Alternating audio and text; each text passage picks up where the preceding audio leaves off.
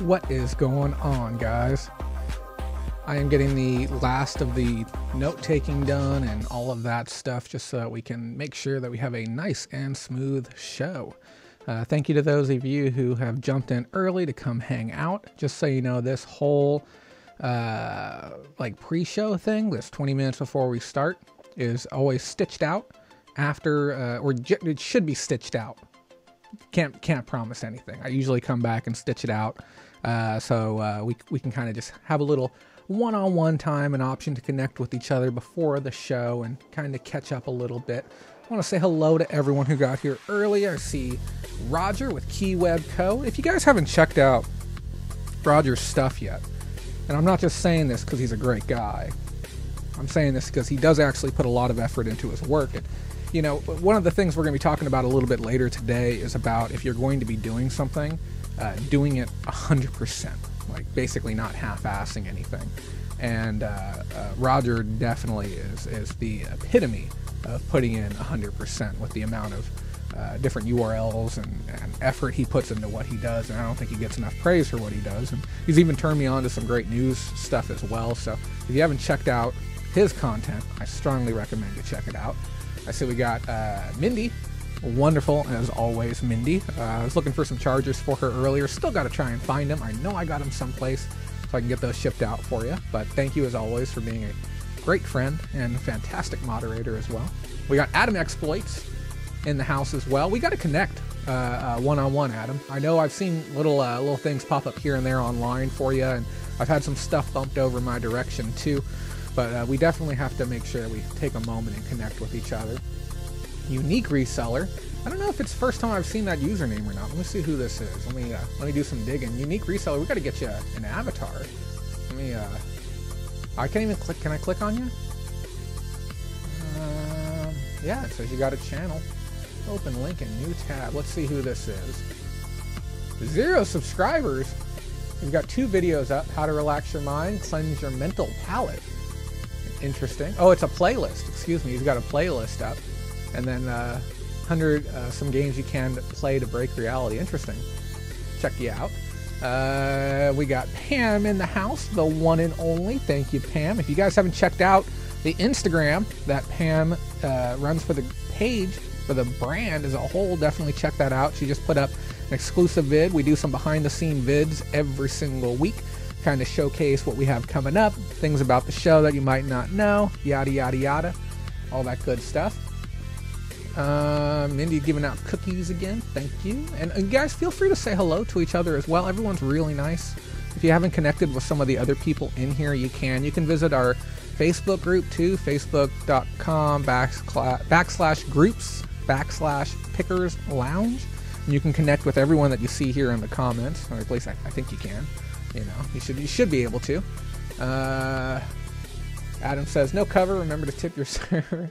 Yeah, the tip button is that super chat button, guys. If you don't know what that is, it's that little gray one with the $ in the corner. But you can hold on to it until the show starts. But don't forget. Hello from Bakersfield. And I'm going to actually be out your way, Jan Simpson. I'm going to be out that way next week. I'm going to be doing some sourcing. I believe I'm going to be at Sunnyside Swap Meet Saturday morning, if you'd like to do a little meetup. I'm going to be shooting some footage for a new show that I'm going to be working on starting next week. Who else we got in here? Same name on Instagram also. Yeah, definitely check these people out. So yeah, the 20-minute pre-show, guys, before we get started, is just an awesome opportunity to get to know each other. If you have a YouTube channel, this is your one and only opportunity to shout it out during our show and let other people know about you. We got Chris the Goose Man, in the audience tonight. Thank you for jumping in tonight, buddy. I appreciate it. This is our little pre-show if you're just jumping in. Fat Man the Flipper, he was doing a stream last night. They were talking about some practical advice regarding being new to reselling. It was Fat Man the Flipper, and he was there with somebody else. And Fat Man, I was going to tell you, I took a gander at your logo. I was curious, is that an original asset that you made for your logo, or is that like something that you kind of put together from other areas? Because I found it to be interesting, like especially for somebody who's just getting started and getting going. I thought it was pretty decent looking. Oh yeah, DG Picker. Where is DG Picker? Where is he at tonight? Because he told me that he was gonna jump in early tonight. And I'm gonna give him a hard time if he doesn't. Yeah, and Jan Simpson. Yeah, I'll be out there. I don't know when I'm gonna get there because I'm staying up at Chuck Chansey that night, and it's, you know, part of it boils down to traffic on a Saturday, and then just how I feel after, you know, staying the night on a Friday night at Chuck Chansey. You never know how that's going to turn out. So I could either be in great spirits or horrible ones. You never know, but probably around 10-ish, 11-ish. But just go ahead and send me a message on Instagram. It's going to be at some guy from Fresno, and just fire me a message and I'll check the request after the show. And so we'll see what we can do about getting together. My friend Susan's going to be out there too, so it'll be a great time. But yeah, the goal is to pick up a couple $100 worth of merch again. Let's see what we got going on. Oh yeah, and we got a new sponsor tonight too, guys. That's going to be interesting. And if you're a YouTube content creator and you are looking for sponsors, I work with 3 different brands and we can get you some sponsors for your show. It'll help you generate additional revenue to help fund your show. Plus it'll add a little bit of extra credibility to what you're doing. But yeah, if you need a sponsor, reach out to me, let me know. We can get you some sponsor deals as well. Cool. Oh, and Fat Man, you said you were going to subscribe, and I've got a live ticker feed here, and I can see exactly when people subscribe. So I'm going to give you a hard time if I don't see that sub come through, because you said you subbed a minute ago, and I'm not seeing it. And I can see him in real time. Not everyone can see him in real time, but I can see him in real time. Oh, got to get there early for the best junk. You know, I used to fight to get there early, and then I just stopped caring because I'll get there at noon and I can still yank at least a couple $100 out of the place. My primary goal now when I get stuff is to just showcase it to people and show like what you can get and everything like that. Hey, Adam, I'm going to teach you a hack right now, something you might not know. You know how you have your URL and you put the word user inside of there? You can actually drop the user out of there and it will still send you across.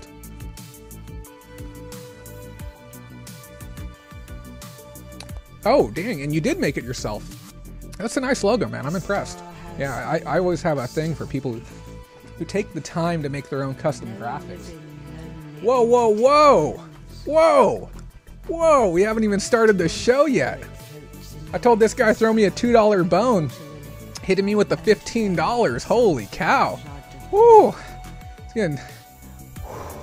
Thank you so much for that, Sean. Sean leaves the super chat. He says, please make sure to check out Prairie Grit. Yeah, if you haven't checked out Prairie Grit, definitely check it out.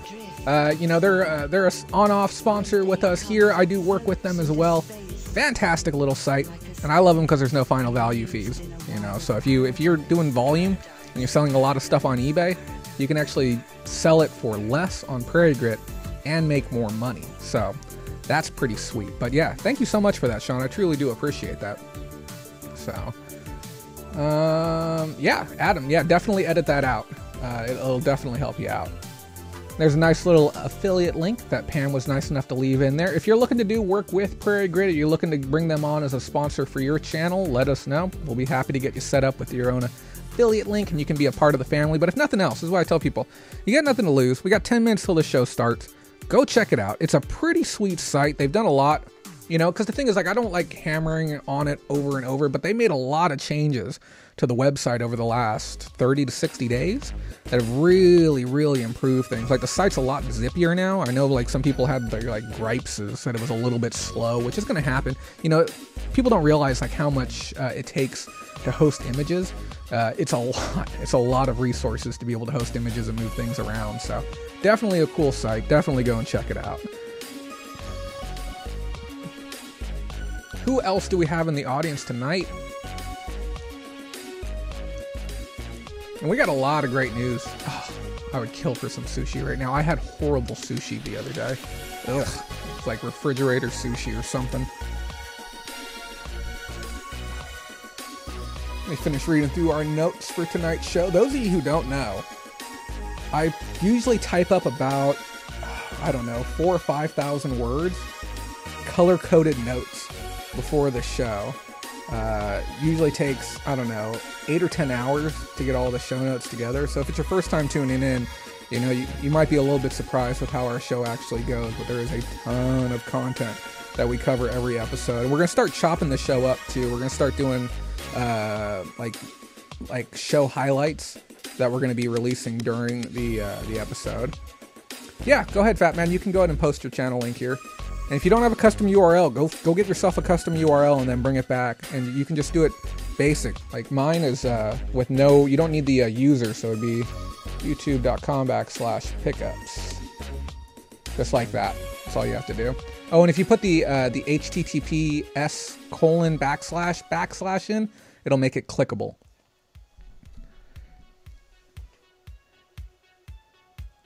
Let's see. Late but here. Now you're early, Leah. Yeah, we do this little pre-show now, where we kind of chit-chat and hang out with everyone and just have a good time before the show starts, and remind everyone to click the like button so that we appear more within search. I am interested in the UPS news. I brought that up in my last live stream. eBay shipped my lightweight box of polybags UPS ground. Supposedly eBay is trying to negotiate lower rates than UPS. We're going to be talking about it. It's going to be our 6th slide of the night. We definitely have some interesting stuff. We can't really concretely say anything, but we have enough conjecture that you can walk away with a solid bead on what's going on. But thank you for sharing that. I am anxious to get more information about that, and I will be phoning people that I know to see what I can get out of them, see what kind of information I can get.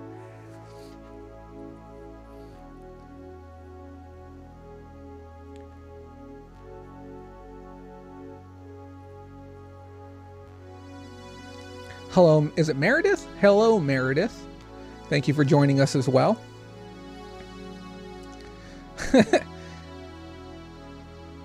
What a link. Look at that. Thank you for that, Pam. I appreciate it.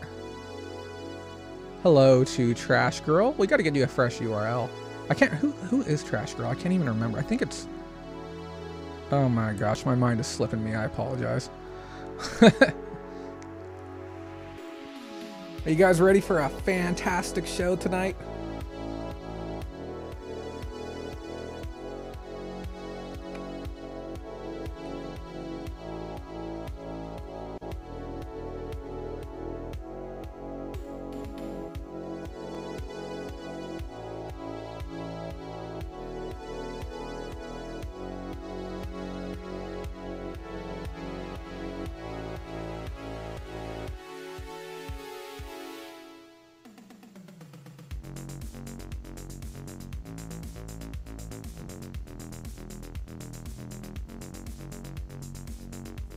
So tell me, guys, because I'm curious, because you guys get to see what I buy every week. Has anyone gotten anything interesting recently? Like anything where you're like, whoa, that's kind of cool? Because you know, last week I had that sealed copy of DOS that I found. I did a little bit of research.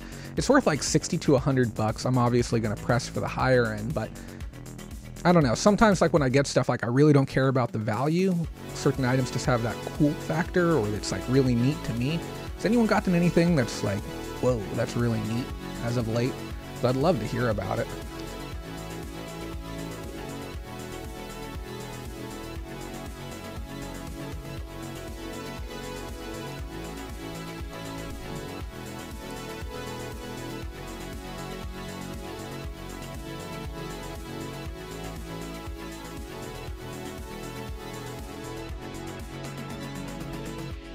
Oh, you gotta send me a picture of that. I gotta see that. What's up, Joe? Joe of the Barker Boys? I haven't seen your brother in a while either. I don't know where he's at. I don't know what's going on with him. Fat Girl Sewing. Fat Girl Sewing, did you know that we had a thank you message for you on our show for the entire last show because no one else super chatted last week, so it just kind of hung out there at the bottom of the screen for like a solid hour and a half?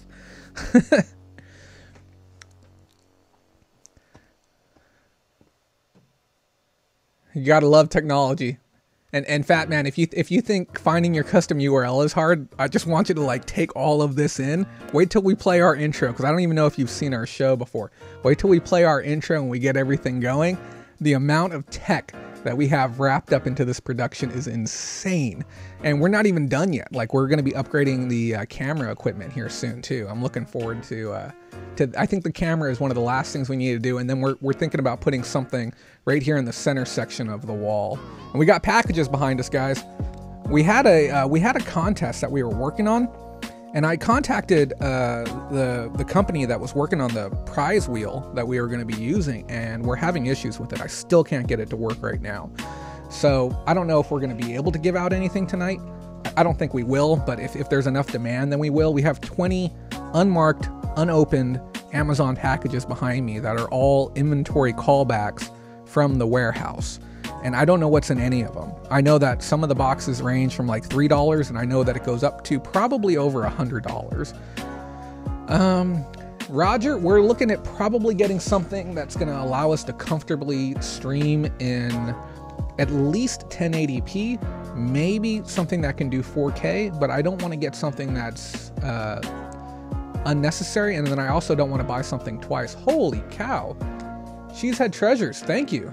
Jay, I am a full-time eBay Amazon seller with 10 plus years in. I always learn something new watching your show.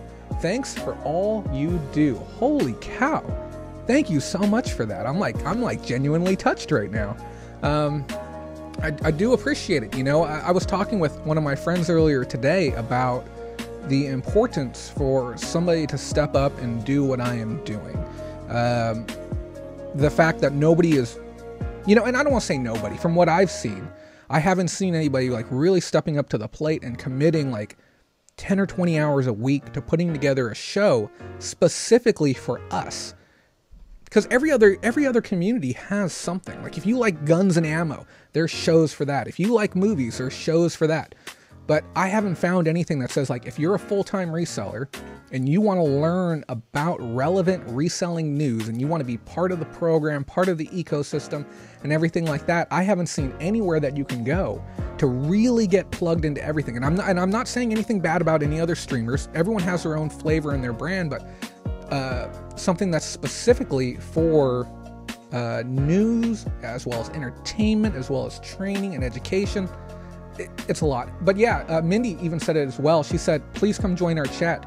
I would be more than happy to have you come join our Patreon community at least no cost. Give you that first month completely free. It's normally $15 a month, so I'd be happy to give you that first month no cost.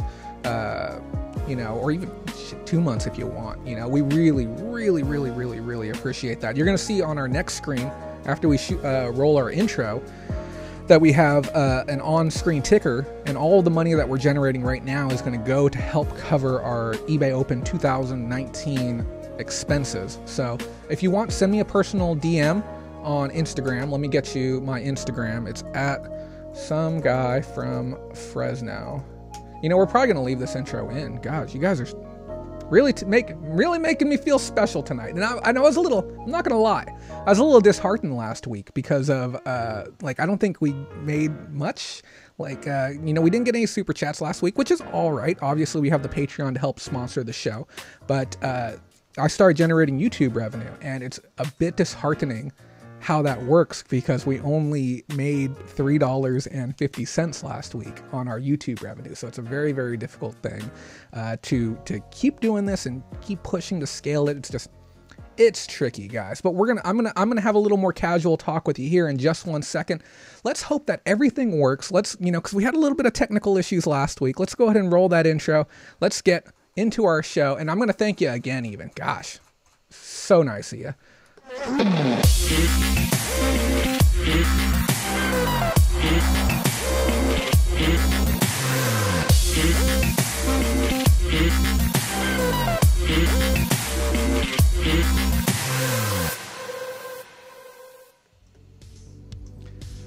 What is going on, guys? My name is Jay Kraft with the Facebook group Bowl Around Pickers Lounge, and I'm coming at you live from beautiful Bakersfield, California. Today is Sunday, March 31st, 2019, and we have a great show in store for you. Look at this, guys. We got our brand new setup. We got our beautiful studio, and we have some big news for tonight. First off, we're going to be taking a deep dive. I don't think anyone else is talking about this yet. eBay's Retail Revival Program. It's something we mentioned a couple of months ago. We're going to be doing a little bit of follow-up because there's some spicy stuff that's going on right now that no one's talking about. We're also going to take a peek into the future of AI shopping on eBay. Now, I know it sounds kind of crazy, like who cares about AI shopping, but I actually see some value. This is one of those weird things where I'm looking at it, I'm like, that's not a bad idea. On top of that, we're going to be chatting about taxes. Ooh, exciting stuff. But no, it's actually good news on taxes for the first time in a while. And we're going to be taking a look at some of the stuff happening with UPS, e-commerce, eBay, and some NDAs that got sent out. Go figure. Not the best of times for eBay's interest in acquiring information from the everyday consumer. On top of that, guys, I managed to pick up a few items during the week. Not a whole lot, but we're going to take a look at them. Certainly a couple of interesting and oddball ones. Lions, tigers, and bears, oh my, we have a lot of things to look at, and that will make sense a little bit later. So first and foremost, I want to thank everyone who took the time to be here tonight. You know, it means so much to me. And you know, that all of you come together, and I'm going to explain why here in a second. But also a big shout out to Pam and Mindy, our admins for this evening, as well as all of the patrons who help make this show possible. It's your funding that helps make this work. We also want to give a special thank you to not only Prairie Grit for that $15 super chat during our pre-show, but also to Cheesehead Treasures. If he has a YouTube channel, I recommend you check him out. Nice guy. Thank you for the $20 donation as well, bringing our running total to $52.97. Yeah, that deserves a little bit of confetti celebration right there. So, here we are, guys. It's another Sunday. It's an exciting day. We got a lot going on. But like I said, I wanted to chat with you guys for a moment. Those of you who don't know, this is our variety show. This is our Sunday show. This is where we get an opportunity to come together as resellers and actually talk a little bit. You know, get to know each other, have a little bit of fun, talk about the reselling world and, you know, things that are going on and happenings and everything like that. But it's been a heck of a week. I don't know if you guys had a good opportunity to go out and do some thrifting this week, go and do a little bit of sourcing, go and do a little bit of stuff for you. But, man, I just want to say thank you to everyone. You know, I was explaining this job and this career path that I've decided to take to a friend of mine, a friend of many years, who still doesn't really understand what I do. And he was with a new woman that he's been seeing for about 2-3 months. Now, his name's Kurt. He's a beautiful girlfriend he's been seeing. We met up at a restaurant that she actually owns. It's called O Noodles. It was this really, really good pho place. They got the grilled chicken and the grilled beef and the rice noodles and everything. It was absolutely delicious food. And she was asking, like, what do you do? How does it work? What's going on with it? And, and I did my best to try and explain that I do a bit of a variety show where we talk about e-commerce news, we give out some practical training, we have a little bit of fun, and I give people an opportunity to try and come together as a community. I give you the chance to, you know, or you give me the chance, actually, to be the person that I want to be able to produce content that I want to make and be able to talk about things that I find important. And the fact that you're here with me means a lot, because when I look at YouTube and I look at the ecosystem that's being created on the platform, it's insane. You could go anywhere on YouTube right now and learn almost anything. You want to learn how to play piano, you want to learn how to edit video, you want to learn how to shoot an apple off the top of someone's head, you want to plan a cross-country trip on the back of a train because that's something that interests you. You can learn how to do any of those things on YouTube. And even right now, there's probably over 10,000 channels that are live, ranging from sports to entertainment to collectibles and dog shows, I bet you even. There's probably a live feed of live puppies right now that you could watch. But of all those things, you came to join me here on my show tonight. And I appreciate it. I really do, because it's a very special thing to be able to do this. And so I was explaining to them what I do and telling them that it was it's really refreshing to be able to have this opportunity to be able to come on here and share some news and have some fun and just make the best of it. So thank you to all of you who take the time to come down here on a Sunday night and make this show possible. Thank you, Mindy, for saying that. We have our live chat rolling on the side of the screen. Those of you who don't know, there's a couple of buttons on your screen, okay? One of them is the like button, and if you click on that one, it actually helps me out, believe it or not. I don't get paid for it, God no. But what it does is it allows me to rank a little bit higher in search, and then maybe people can find me, which is always good. And then we have a second one. Oh boy, it's that big red one that says subscribe. Did you know 34.5% of you who watch my show haven't subscribed? And somebody even asked, like, does it really help? And oh yeah, it definitely does help. Definitely helps. Thank you to Prairie Grit for the $2 donation. Definitely appreciated. Second one on the night tonight. Also, yeah, somebody was talking about YouTube. If you need any help with your YouTube channel, anything like that, intros, cuts, transitions, OBS, don't be afraid to ask me. I will be happy to help you. I love being able to help out with things like that. So, without further ado, we're going to transition on over and we're going to start taking a peek at some of the news, guys. So, the first slide is always a thank you to our patrons who help make this possible. And also, we have a special thank you to our sponsor this week, which is Honey, and we're going to talk a little bit about them later. But thank you to everyone on screen, and an extra special thanks to Pam, Matthew, Pamela, Ashley, and Joe. So let's take a look at some news, guys. We got a lot of stuff going on.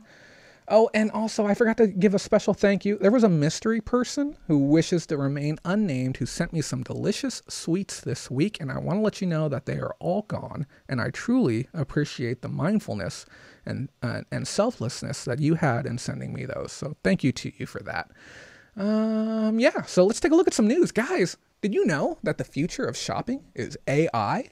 So artificial intelligence, AI, is the utilization of computer technology wherein a human would normally be needed. And I felt it was kind of important to leave that description in there and you know, kind of explain that to people.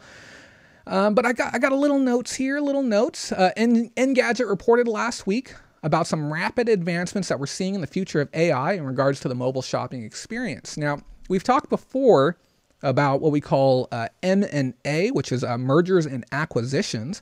And eBay went ahead and took a stab at a Portland-based company. It reads as, they have acquired a tech company out of Portland that is using computer learning to better identify items that are being shown to the consumer and in turn showing other similar items to that one, ranging from type, color, style without much need for human assistance. This goes hand in hand with eBay's utilization of out of stock and being able to make better suggestions to users. Now, I think that's kind of clever. I really do. I like the idea that you can go on there, and the video that they showed, the example for it was a gentleman who was shopping for a watch. And he was able to go through the menu, and there was a few key features that he liked. He liked the fact that it was bezel-less. He liked the fact that, you know, it showed a second hand. Maybe he liked the fact that it was the auto charging, you know, the one that has the pendulum in there that allows it to rock back and forth and charge. He really liked those features on that, and he was able to highlight those features and be shown similar items. And then on top of that, we have the utilization of the camera tech. And I know I've heard both sides of it. I've heard people say, I've used it, I've taken a picture of something, and I've gotten garbage back in return. And then I know other people who have used it. They've taken their camera of stuff, and they've been able to pull up, you know, very, very similar items that got them a little more in the direction of what they were looking to buy, which is kind of cool. It's kind of cool to know that, because what that's going to allow eBay to do is to better serve the consumer, better get them on track to what they're actually trying to find. It goes without saying that eBay has had issues with search, that eBay has been unable to get customers directly to where they want to go sometimes, that they, you know, they kind of funnel and push and this, that, and the other, but it can be tricky. So with this, the hopes is that they can get customers to where they are looking to go. Let me catch up on some of these comments. I know, Adam, you said that you were looking for a way to do a direct donation. We do accept those as well. It's going to be here, that because he's worried about the fees that YouTube takes out, which I consider a part of doing business. They give me the platform, so that's just kind of how that is. Oh, and Chris says YouTube has the greatest encyclopedia of knowledge of all time, and it grows daily. It really, really, truly does. It's absolutely fantastic. And yeah, honey is pretty great. We will definitely talk about that here in a second. I appreciate you guys having your little converse with each other on there too. Don't feel like you can't talk just because I'm talking. Go crazy. Have a little bit of fun. But yeah, as I was saying, I think it's going to be a good thing. I definitely see opportunities for increased volume of sales. Now, this also is an important reminder to you to make sure that you're taking really good pictures, especially your key photos. I call them your king photo, which is your first image that someone's going to see. You really want to make sure it epitomizes the item that you have for sale. You're showing all of the contents of the item that you have there front and center, because if a customer is shuffling through and they're getting that sell or see similar items and they're clicking through, they're going to want to be able to see it. So make sure you keep it nice. Sean Herrick says, who's going to top that $20 super chat? I don't know if anyone will. That would be absurd if you did. But thank you for that, Sean. Those of you who don't know, Sean Herrick is the owner of Prairie Grit. So thank you for that $5 super chat. And that's going to pop up. See, now we got this live ticker. Everyone was asking, like, I want to know like where we're at on the goals and all that and the other. And we'll talk about the 2019 funding and everything like that. It's up there. But thank you for that, Sean. As always, truly appreciated. And Adam says, I want to get an invite to Jay's Suite at Mandalay Bay. I'll bring K-Cups. I'll tell you what, Adam, you're invited. If those of you who don't know, I book the best suite that they have at Mandalay Bay. And I know that seems absurd because it is an expensive suite. And the reason I've done that, those of you who don't know, before this show started, we actually had a more traditional podcast show. I wasn't really happy with the format of that show. I mean, I enjoyed the content, I enjoyed the banter, and I would love to do more podcast stuff, but it really wasn't up to the standards that I hold myself to. And that was a bit of a problem for me. So what I did was, I went back to the drawing board and I put this together, and I feel that this better exemplifies what I'm trying to get done. You know, the sharing of information, the dissemination of falsehoods, and just bad advice that costs people a lot of money online. So Adam says he saved $25 by bringing K-Cups last year. That's a good one. But yes, we are going to be setting up a podcast studio in the suite. It's going to be beautiful. We have additional mics, additional cameras. Everything's going to get set up so that we're going to be able to do a live stream. We're going to try and do a multicam live stream. Not sure how effective it's going to be yet, but I'm certainly going to try. There is a lot of logistics behind making that happen. So, excuse me. So yeah, Adam, definitely. And any content creator out there who feels they are comfortable on camera and can provide a quality experience for those who are watching. If you feel you meet that, then we'd be happy to have you on air. We're going to be streaming. We're going to do 15 live streams across 3 days. Every single panel plus an evening wrap up. So while other people are out having fun in Vegas, I will be behind my screen bringing you the most important and relevant news of the entire event. So it'll be a good time. But yeah, back on the other thing, you know, the whole work thing that we're doing right now, this AI technology, I do think it's going to result in more sales. Definitely be mindful of what you're doing. Just so you guys know, this is available currently in the USA, UK, Germany, and Australia. If you're not seeing the option, update your app on either Android or iOS. That way you'll be able to see the newest version of the app and be able to start utilizing this technology. It might not be available in all categories, but it's going to be available in the most popular ones. I do also want to stress that this is another direction towards the visual shopping experience. And I've talked about the importance of this, and I've talked with other brands about the importance of this, is that consumers as a whole, this next generation that's coming in, you know, they're commonly referred to as a millennial. I am 33. I classify as a millennial, believe it or not. And, you know, I think there should be a distinction. We should have your millennial liberals and your millennial conservatives, but I am a millennial apparently. And what I see of the younger crowd is that they really enjoy the visual shopping experience, being able to scroll through tiles, be able to scroll through just images. I almost can guarantee you that they're using the gallery mode over the text-based mode, at least based on my returns anyways. But that's what I'm seeing. And I think that this is a step in a smart direction for eBay to make things simpler to the right audience. You know, we talk about eBay all the time doing these simplification plays and just how frustrating it can be on the seller end of things when we want richer and robust features, and we want things to be very clear and straightforward when they're actually not that way. It's very, very frustrating. So just kind of breaking it down for the consumers, the buyers, I think it's a very, very good thing. Let's see. We got a couple more comments in here. KeyWebCo, can't you just rip the audio file from your YouTube and send that out as a podcast?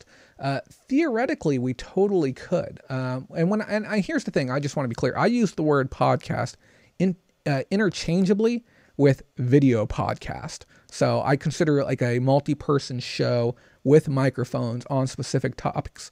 I consider that a podcast, whether there's a camera there or not. So, yeah. And here's the thing. If you want to use the audio, by all means, I am too busy to go create a whole nother thing and upload to a whole nother place. So, Roger, if you want to strip the audio and go make a couple of bucks, you have my blessing. I won't come after you. Go ahead and enjoy it. And hello to you, Pat Sands. Thanks for jumping in tonight. Let's go and move on to our next story. I think you guys kind of get the idea regarding that. So here's the thing, guys. I wanted to talk about Retail Revival. How many of you out there actually remember Retail Revival? We talked about this, I don't know, like 4 or 5 months ago.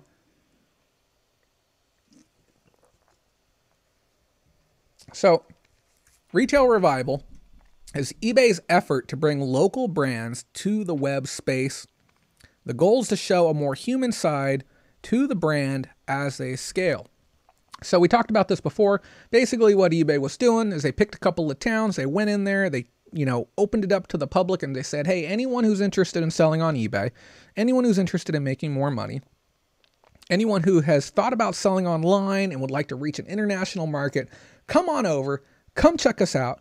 We got a program and we're going to let you do it for free. It was pretty enticing. I mean, you can't really knock that. They went to Akron, Ohio. They went to Lansing, Michigan, and this was both in 2018, right around August time, okay, with the whole idea of staying local and selling globally.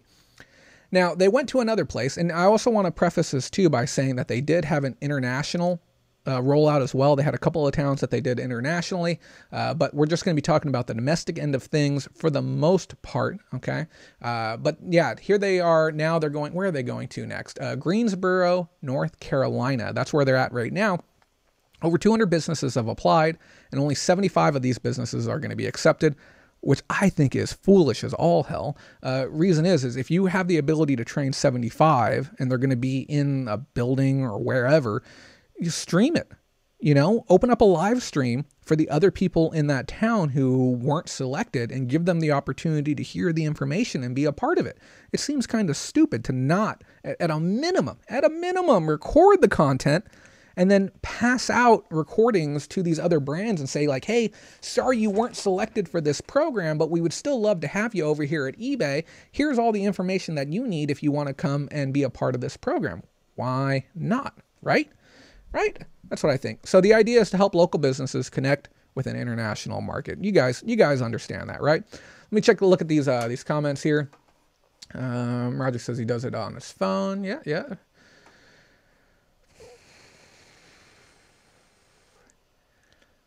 Yeah, we're going to talk about like podcast quality a little bit later here. Yes. That's a great question, Joe. Joe says, anyone else noticing that eBay is advertising more? This has more to do with the eBay update, the Q3, Q4 updates that they did, where Q3 one was the eye-opening one where they said, we look to monetize every single pixel on every single screen. So yeah, there's a heck of a lot more advertising going on. It's because their baseline revenue isn't where it's supposed to be. So they're trying to jam it up on the back end. Oh, do you mean commercials? Oh, I don't watch traditional TV. So I did hear an ad on the radio 2 months ago, and I'm like, oh, that's interesting. It's a horrible ad, and I think I only paid attention to it because it was eBay, but I found it somewhat interesting that it's a thing that actually happened. So now when we come to the Retail Revival, I'm going to be completely honest with you guys. I did a lot of research. I did more research than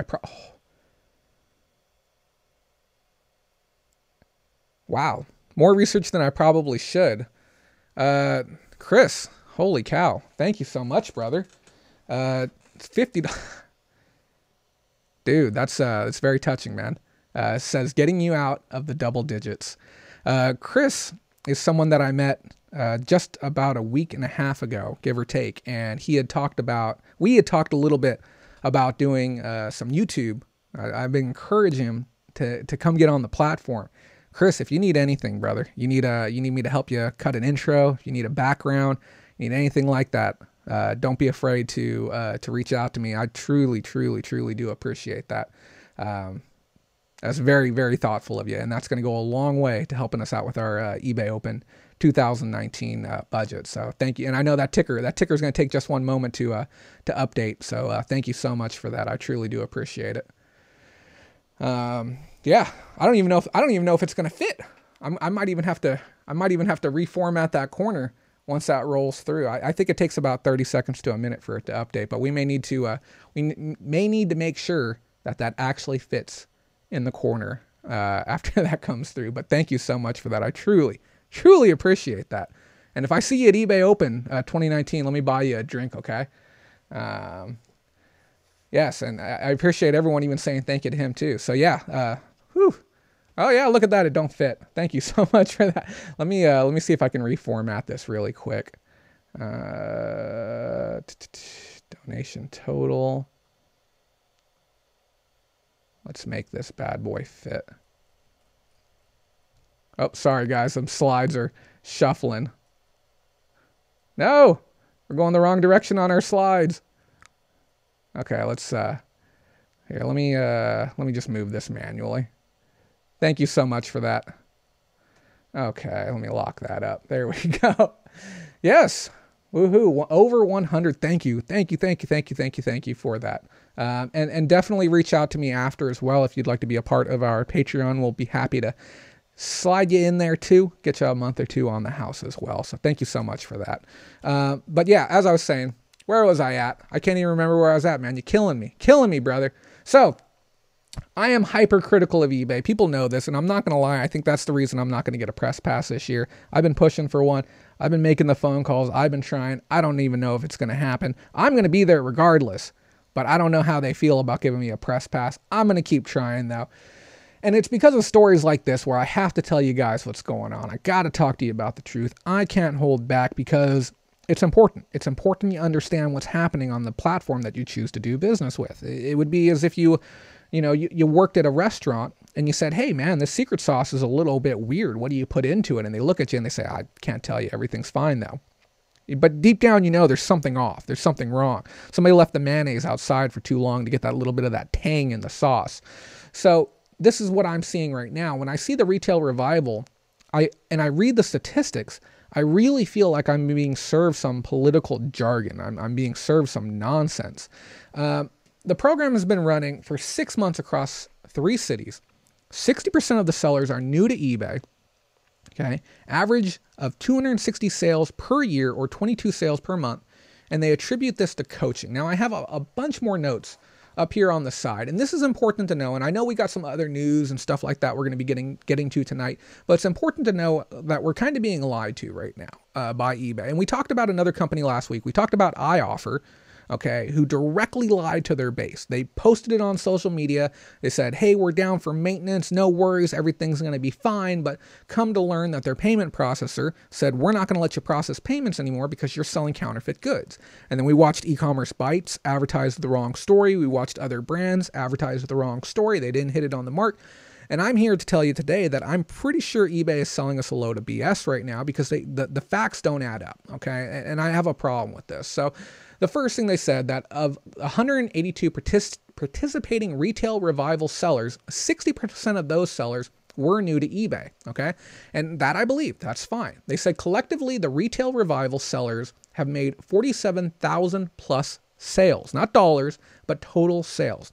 And they said it's approximately 10% of the U.S. city's GMV, which is the gross merchandise volume, has come from international sales representing over 70 countries from Algeria to Vietnam. Now, I don't really care. It's not a big deal. A 10% bump, sure, that's somewhat significant, but we have to look at the sizes of the town.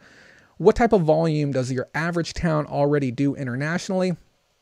So that's one of those things. It's not really a valuable metric. That's the thing about it too. We need to know how valuable the metric is to really put the weight onto it. So if you give me a metric, like 60% of the sellers were new to eBay, cool. That doesn't mean anything though. There's no value in that. That doesn't really, I mean, I'm sure we can put that together with other stuff, but I just don't see any real weight in that. And I'll explain why here in a second. So sellers, and this is directly from the site too, if you are ever interested in references for the news that we talk about, we have a back page, our Patron Lounge page, where 100% of my notes plus all of my sources are kept, plus all of the slides are all permanently archived, so you can reference them in the future or go back to any shows that you would like.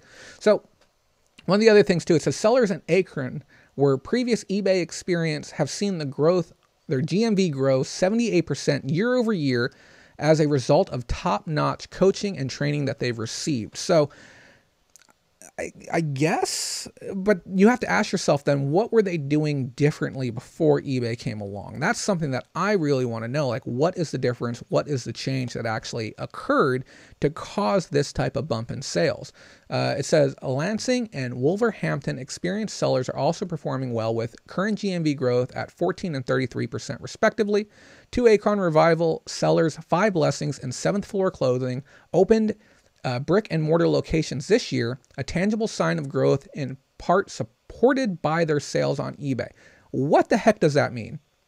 Okay, they opened a store in part of the support by eBay. So they're saying that it's really convoluted.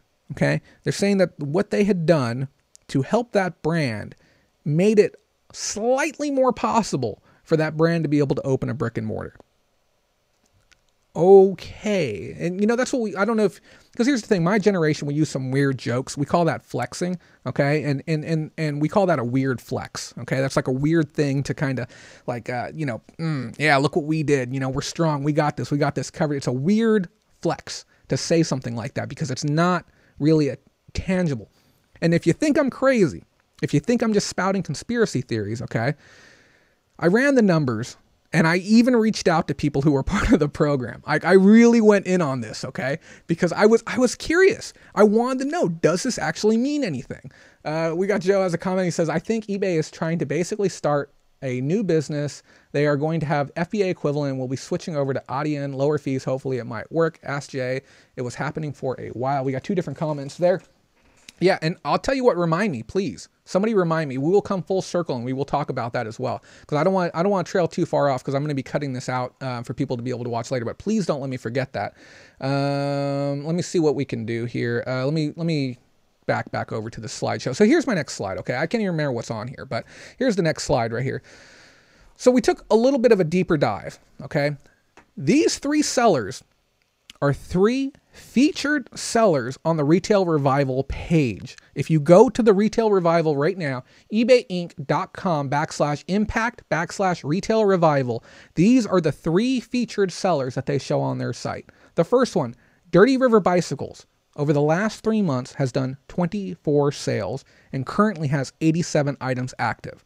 Next one, Good Start Jones, okay, which I believe he has a side alias too. I want to make sure I get this right. I'm not seeing it. Good Start Jones, 5 sales over the last 3 months with only 13 items active. And if we go to Hometown Pride, gone. No longer exist on the site. I went through the direct link that they provided. I even tried searching them on the back end. Hometown Pride has a different brand name. I'm not sure if I have it here. I don't have it here. I'm sorry. Oh, wait, hold on. AKA the Social Department. Completely removed from the site. So I have to ask, okay? These were their examples. This is what they posted on their main page. And they said, hey, these are the featured ones. Check these ones out. This is what they're doing. These are the brands that they chose to feature on their page. Do those numbers impress anyone?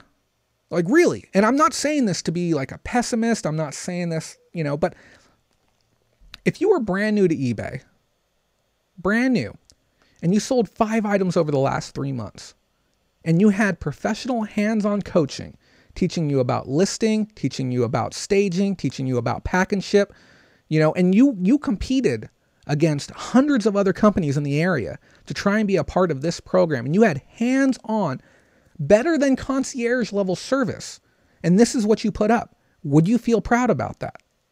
You probably wouldn't. And to add insult to injury, okay, I reached out to brands. I contacted half a dozen different brands, okay?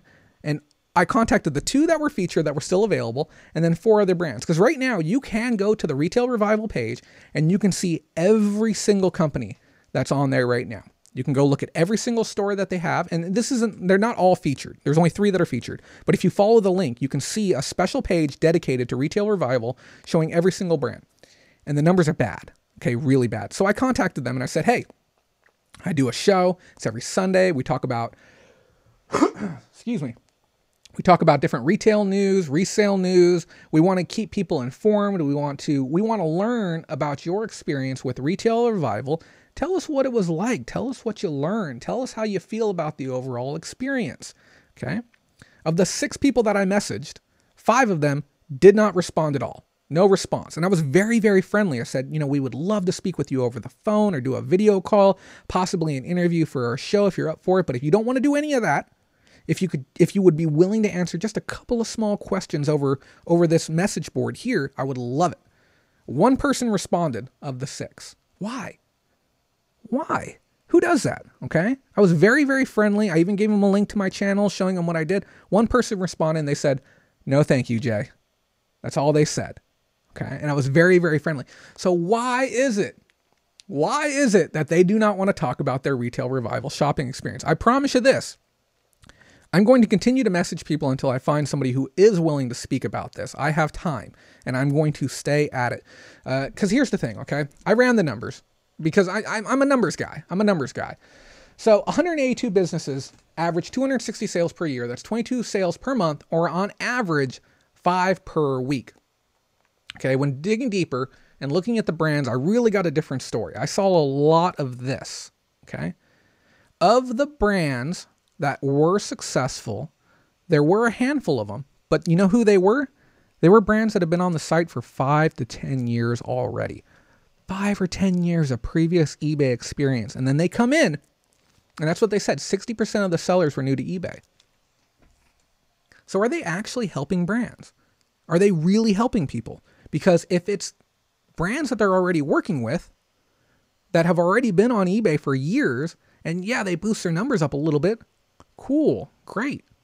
But that doesn't help new sellers. The new sellers, these are the numbers that I'm seeing for new sellers. They're bad. Bad. Go check them out. They're really bad. Okay? So Dirty River Bicycle sold 24 items over the last 3 months, an average of 8 per month. 95% of his items sold were brand new items. Okay? Not used, brand new. So direct from a retail distributor, manufacturer, wholesaler, whomever, to eBay, and then sold. Okay. The problem with that is the margins are trash. Okay. And I don't want to speak too much on him or his business model, but I will say as a whole, if you're buying a brand new item as a retail business and you're buying it from a manufacturer, wholesaler, or retailer, and then you're selling it online and you're paying fees and you're paying shipping and you're paying your wholesale cost and your packing materials and everything, those margins are going to be junk. Okay. There was a couple of bikes that sold, a couple of handlebars, some pedals, other accessories and stuff like that. But the majority of the sales were lower cost sales. Okay. It wasn't too sexy looking, to be completely honest with you. 60% of the items that did sell on his store sold with offers. They weren't purchased at full price. They were purchased with offers. He's currently sitting at 64 feedback with 87 active items. Like I said, the Hometown Pride one, aka Social Department, completely gone. And then when clicking on the Good Start Jones brand, okay, he has 13 different active items, 5 sales over the previous 3 months, all of which occurred on the same day. All of them occurred on the same day. So you have a seller here, and you look back on 3 months worth of volume, all 5 sales happened on one day, which to me lends itself to the fact that it was probably one person, okay, bought all 5 of those items. Now, he makes very, very beautiful backpacks. I will say that. I believe they're wood and like a canvas material. They're very, very nice bags. Very, very nice ones. And I would personally rock one. I would wear it. I'd love to have one. I messaged him. No response back, but I would wear one. They're good bags. If you got time, go check them out. This is another one of those examples. This actually came from the UK. So that being said, we have one buyer for this guy's store over the last 3 months. It's pretty bad. And like I said, the ones who are doing well, they appear to be the ones who have been on the brand, on the site for years beforehand. So just be mindful. Okay. Don't believe everything that eBay tells you just because it's eBay. Meredith says this might be why they don't want you to cover them. You're pointing out their glaring flaws, but hey, when they do something right, okay, I give them 110% credit. I'm really generous when they do something right. Okay.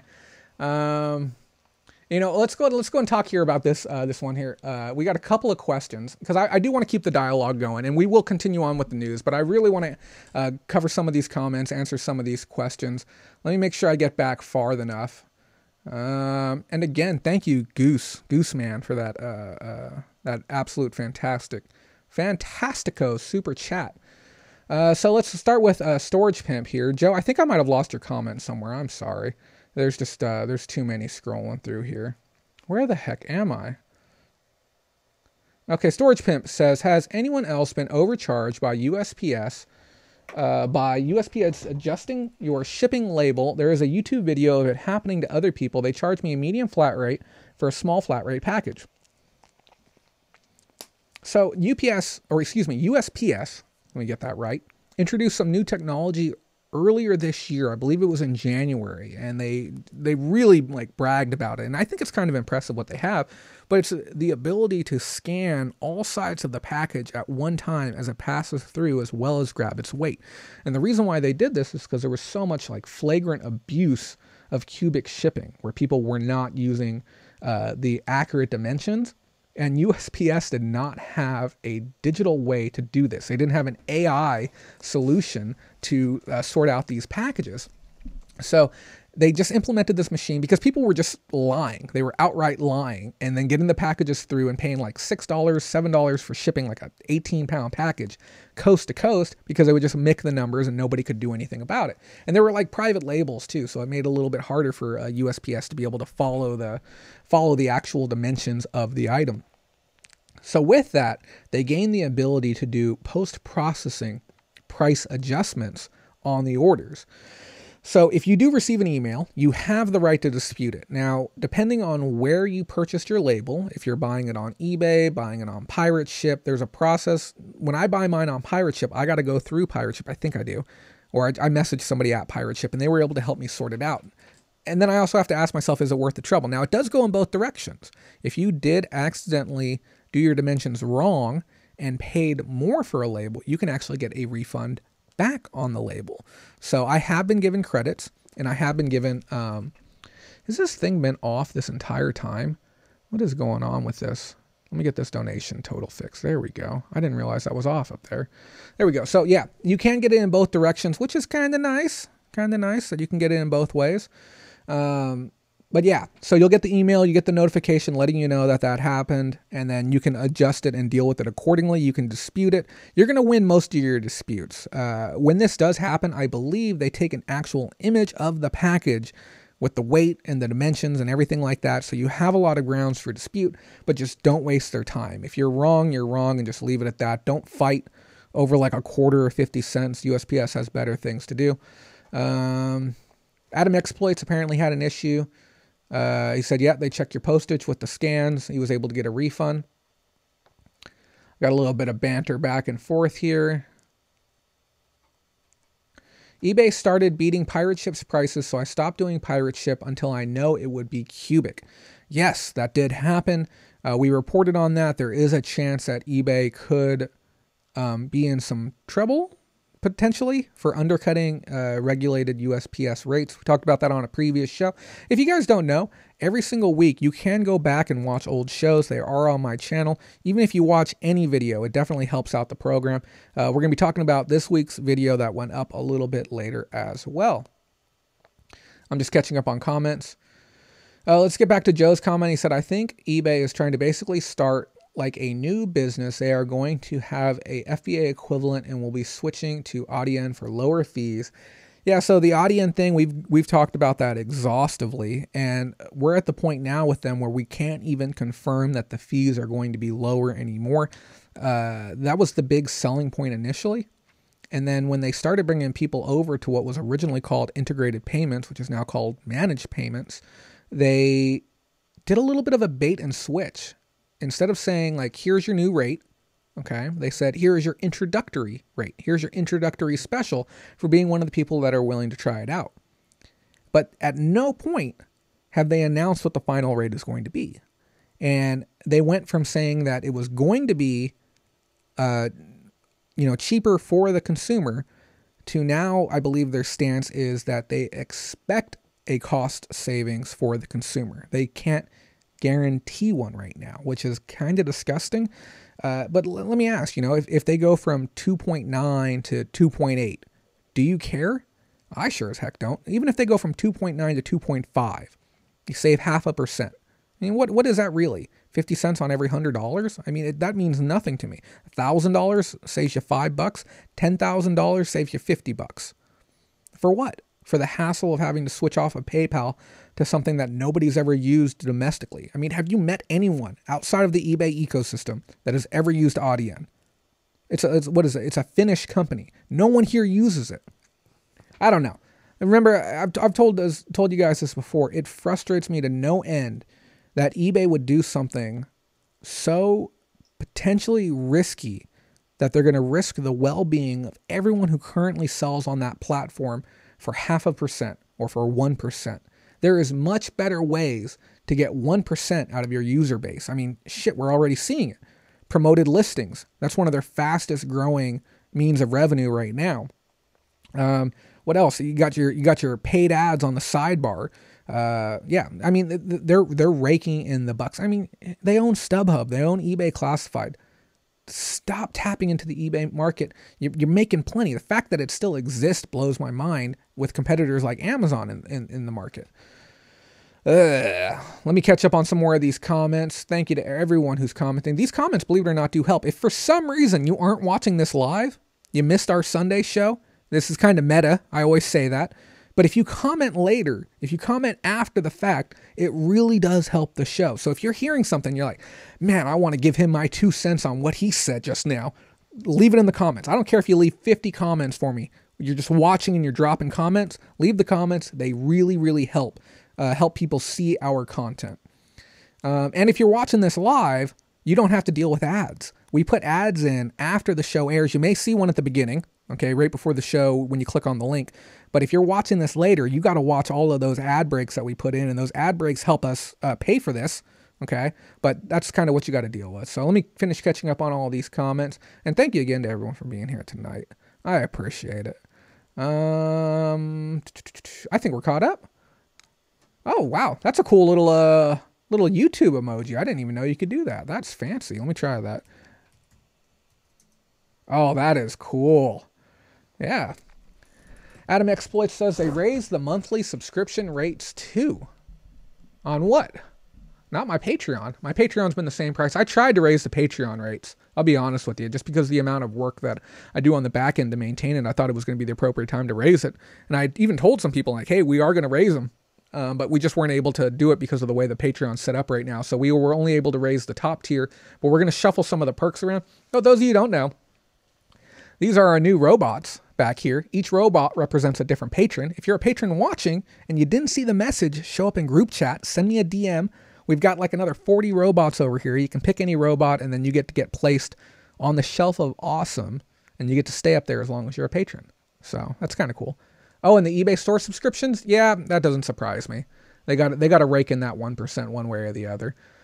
I know that they have the in-contract and out-of-contract rates. But I didn't see anything within the last 6 months, unless it was an announcement that was very, very recent, or if it was something more than 6 months ago.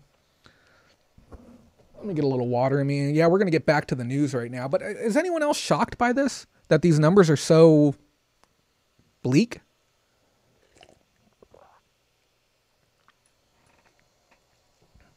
I would have expected a lot more. I would have expected them to take their golden pony and place it right at the forefront and say like, hey, check this out. This is going to be awesome.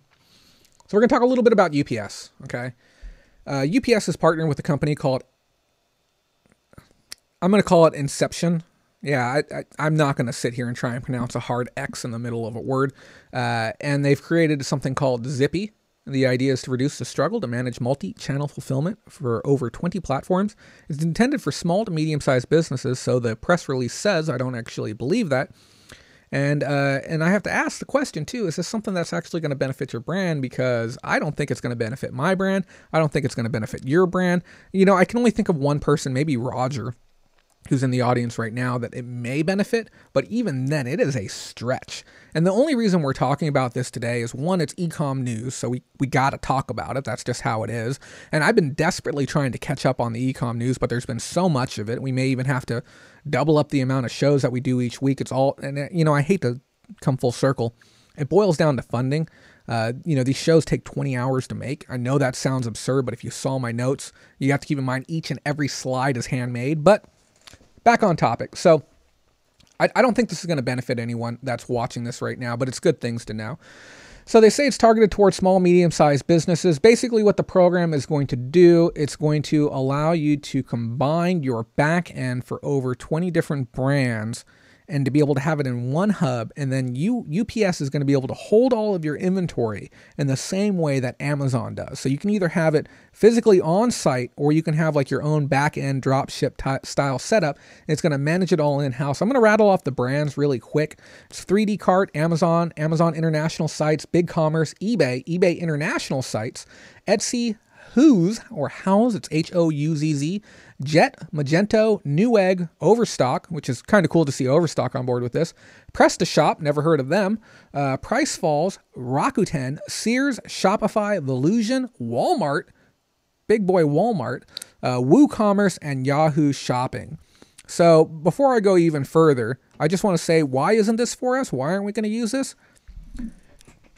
This is $1,000 a month.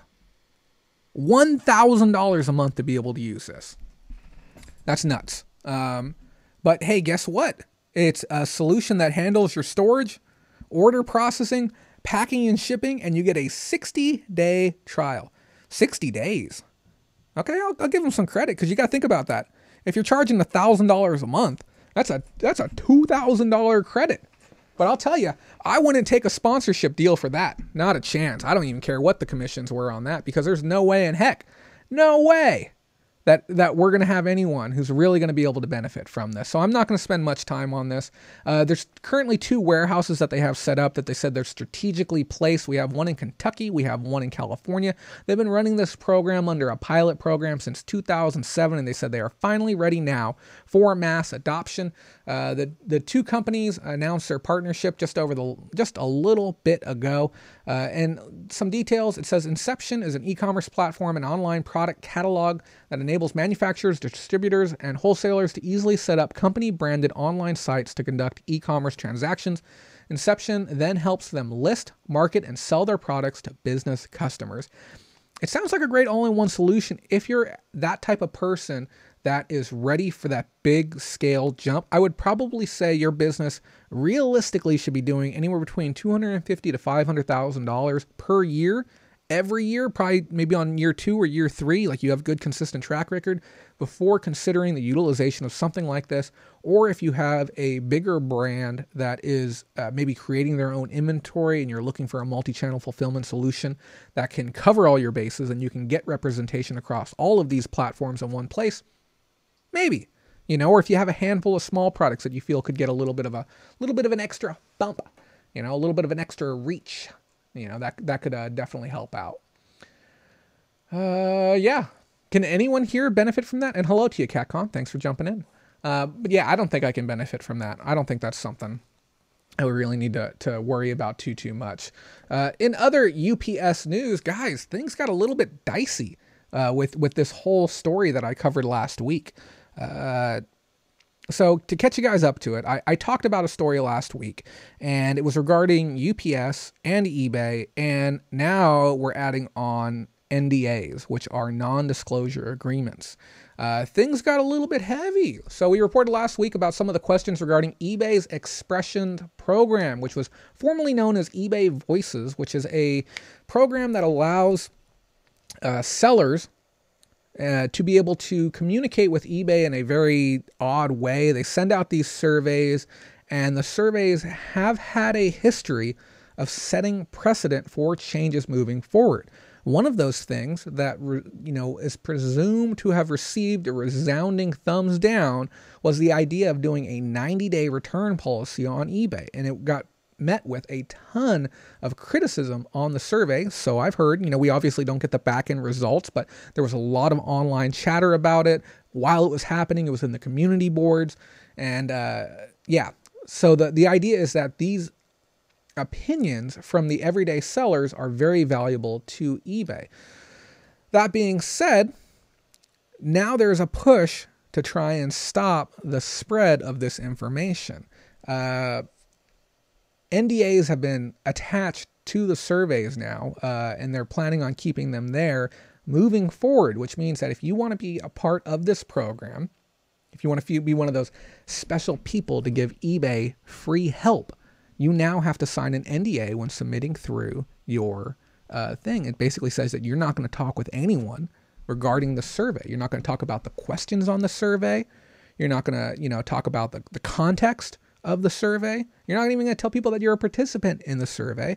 And the NDA is such a disgusting NDA. It goes into detail and says that monetary damages may not be sufficient. Okay? Like, you could do so much damage that your money may not be good enough, which leads me to believe, like, could there actually be somebody who gets prosecuted for talking about stuff that they got on a survey? Could it actually go that far? Now, I'm gonna preface this and say that we're talking a little bit of conjecture here, but it's important to understand that Roger said he's in that program. I did not know this, Roger. You have tight lips. If you now, I'm not asking you to give me any information, but if you took part in that survey, I would love to know. But basically, there was a lot of details in that survey that lended itself to believe that eBay is going to be working with UPS. eBay is going to be working with UPS. Now, I reached out to someone who actually made a video on the topic. It was Auction Professor. And I had asked him, like, hey, can you shed some light on this? Can you give me some additional details? And he told me that he actually removed the video from YouTube. He said, and I'm soft quoting here, that he didn't want to have any problems. He wasn't looking for any trouble. He realized that it may have caused some problems, so he went ahead and removed it. Now, I have that video still because I realized the moment that it went up, it was going to be a video of value. I'm obviously not going to re-upload it, but I went back and I double-checked it for reference. And I'll tell you this, guys, too. If you see an interesting video and you think that there's something happening that you're going to want to keep track of, download the video. Keep a copy for yourself, especially if it's something that eBay puts out. I download eBay's videos all the time because you never know when something is going to get pulled from the site. But some of the questions were regarding driving 5 to 10 miles to be able to get a larger shipping discount, by sending stuff out that way. It also asked, would you be interested in using a flat rate option or some type of discounted option through UPS? And would you be willing to take UPS over USPS if they had a combination of either better rates, better services, things like better handling or Sunday delivery? It was real interesting too to see some of the comments. If you want to know how to download, just go to Y2Mate. That's letter Y as in Yankee, number 2, mate.com. Make sure you have a good ad blocker on there. They got a lot of ads on there too. So you can download videos with that. Just got to punch in the URL. But just be mindful. Don't share copyrighted materials and stuff like that. So, yeah, it was interesting. And one of the people who read the forum post on e-commerce Bytes put up a really interesting comment. I'm going to be quoting him. He said, any casual reader that spends a small amount of time on eBay's community boards can glean in 15 minutes the company is the antithesis of, quote unquote, open and transparent. They do not proactively communicate significant site-wide functional changes impacting millions of customers while blithely disregarding valuable, candid, sincere, and actionable feedback that they do receive there. Holy cow. Now, obviously, that's a bit verbose. It's a bit much there, but basically what he was saying is like, people are trying to help eBay. Like we spend an hour minimum every Sunday. I mean, it goes without saying that this is a very much so an eBay show. This is who we're geared to. We don't talk much about Amazon, but we talk about the everyday reseller who does a little bit of Amazon, a little bit of eBay, maybe a little bit of Prairie Grit. Wherever you're at, the information can benefit you. But yeah, he's saying that there's people here who are trying to help eBay. We're saying, please listen to what we have to say. We have great ideas. We have great advice. They're not wanting to listen. They don't want to hear it, okay? But what they are doing is they're trying to push back against those who are actually helping right now.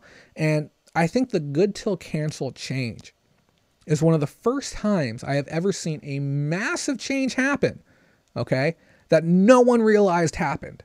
Every single Facebook group, every single forum, shit, it's probably in the newspaper. People asking in the classifieds, hey, what happened? Why are all my listings good till canceled? What's going on here? Okay. No one knew it happened.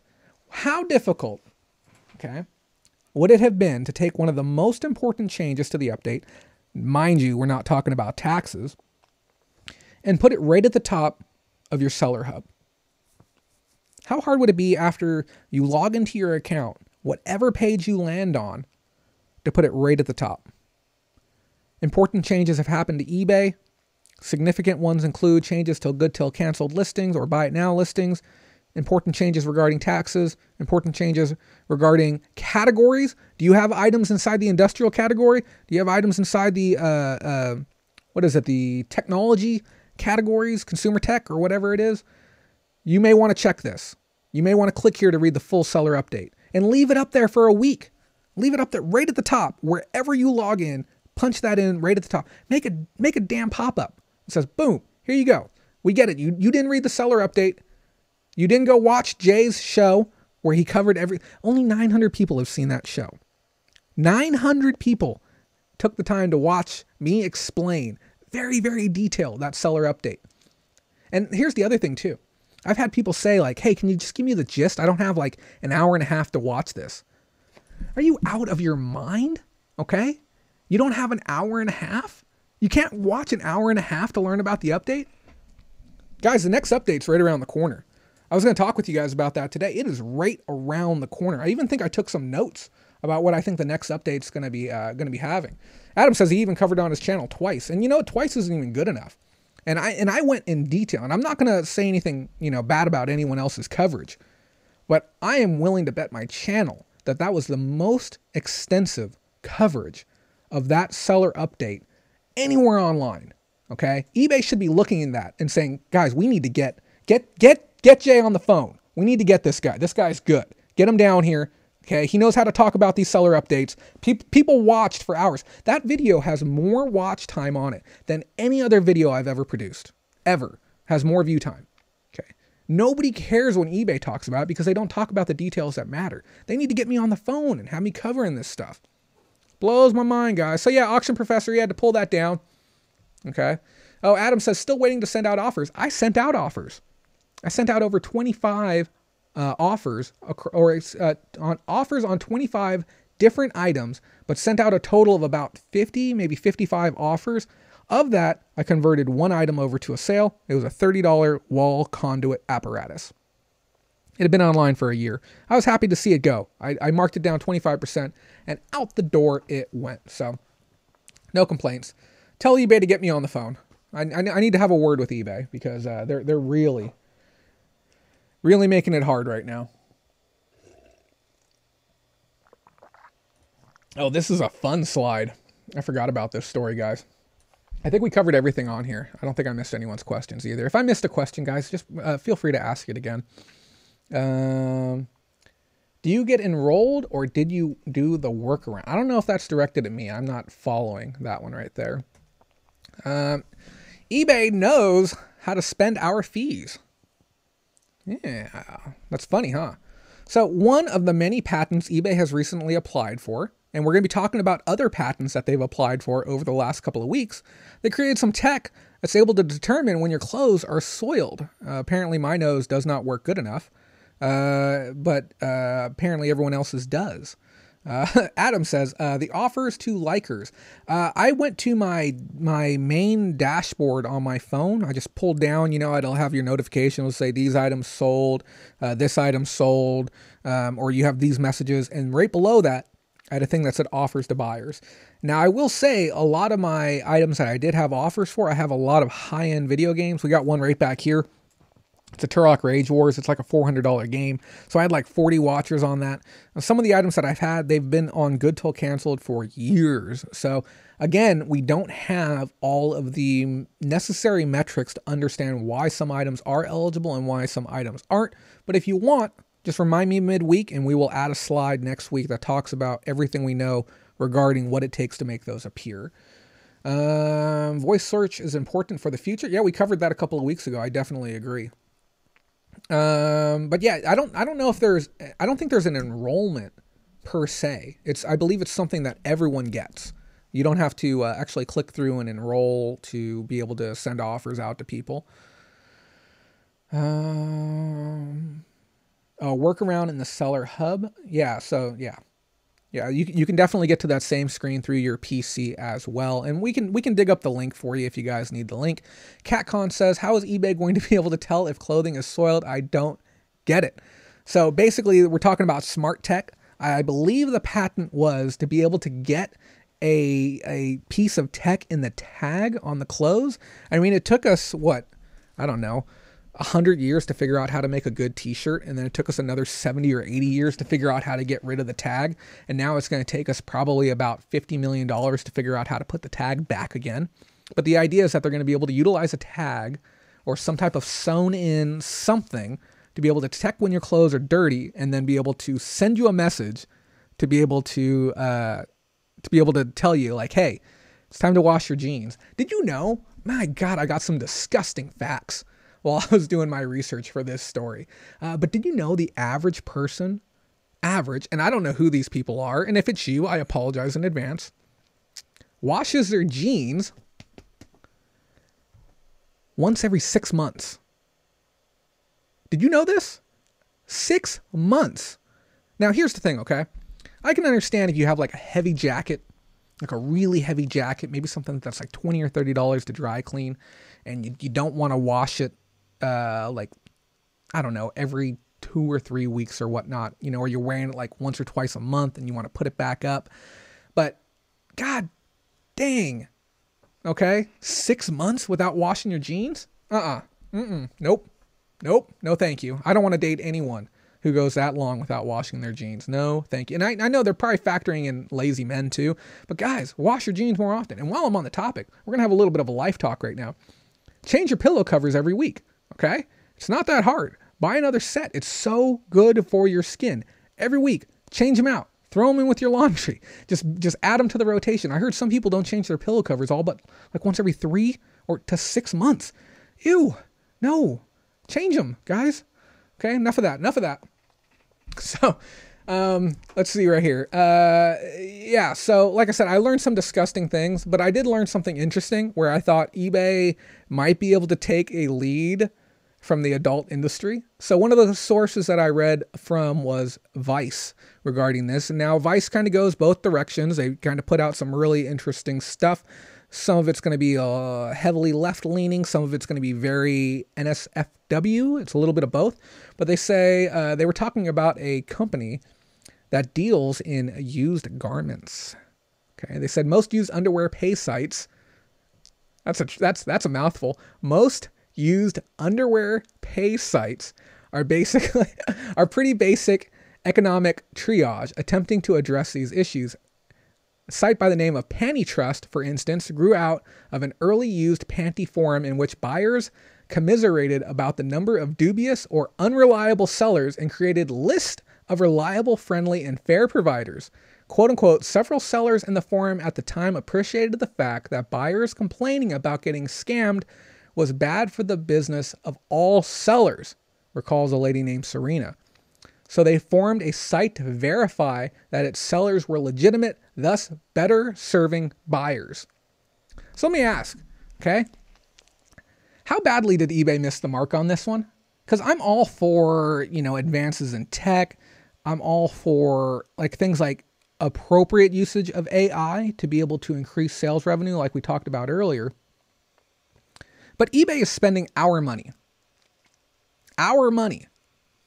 Our fees, our promoted listings, our ad dollars, they're spending it on this. But when I see this and then I read about what Vice is doing, and they're talking about another company, that sounds much better. That sounds 1,000 times better than investing that money into testing for soiled garments. How about the idea of having a way to verify sellers and say, hey, this guy's been on the platform for 10 years. He has a real serious track record. Let's, screw this top rated stuff. Okay. Forget about this, great 3 months. Forget about their current feedback for the last 12 months. Let's give people a giant, glowing, fat, green thumbs up right on their page. Big, fill up like 80% of the page. Just put the text description around that bad boy. Some massive seal of approval where somebody can come along and say, man, this guy's got the green thumb. I know that working with this guy is going to be fine. He's built the track record that has shown me and shown eBay that he's going to be a great person to do business with. And start passing these things out to the people who deserve it. And if I don't deserve it, fine. But I would like to see that type of system in place to where we can start building brand trust again. People don't shop on eBay because they're worried about getting scammed. They're worried about not getting what they're expecting. They're worried about shipping issues. They're worried about a failure in the buying experience. I talk about this often, guys. I buy stuff online. I do business. Okay. I bought 2 items over the last month on eBay. Regrettably. One of them I made a video about. Remember this? Did you guys see my video? That my item was packed with this? These thank you Chevron Haveline. When did it become Haveline? Wasn't it Valvoline? Okay, Haveline. Thank you for shopping. This is what my items were packed with. Okay. What did I buy though? I bought $600 worth of GoPros, which is 2 of them. And that's what they were packed with. If you didn't see that video, go see that video. This is what we're talking about the consumer experience. It was a bad experience on a very expensive item. It makes me not want to do business there again. I ordered some pens. Maybe I wasn't thinking straight when I did, but I wanted to have some nice pens to take with me on the show, brand new ones, or not on the show, but on the go. I really have a thing for handwritten notes. It makes things a little bit easier, especially when you're watching a presentation and then you immediately plan to go live. And I ordered pens. I was sent the wrong ones. I ordered a 6-pack of different colors. I was sent 9 pens of 3 colors. I was supposed to get 6 different colors.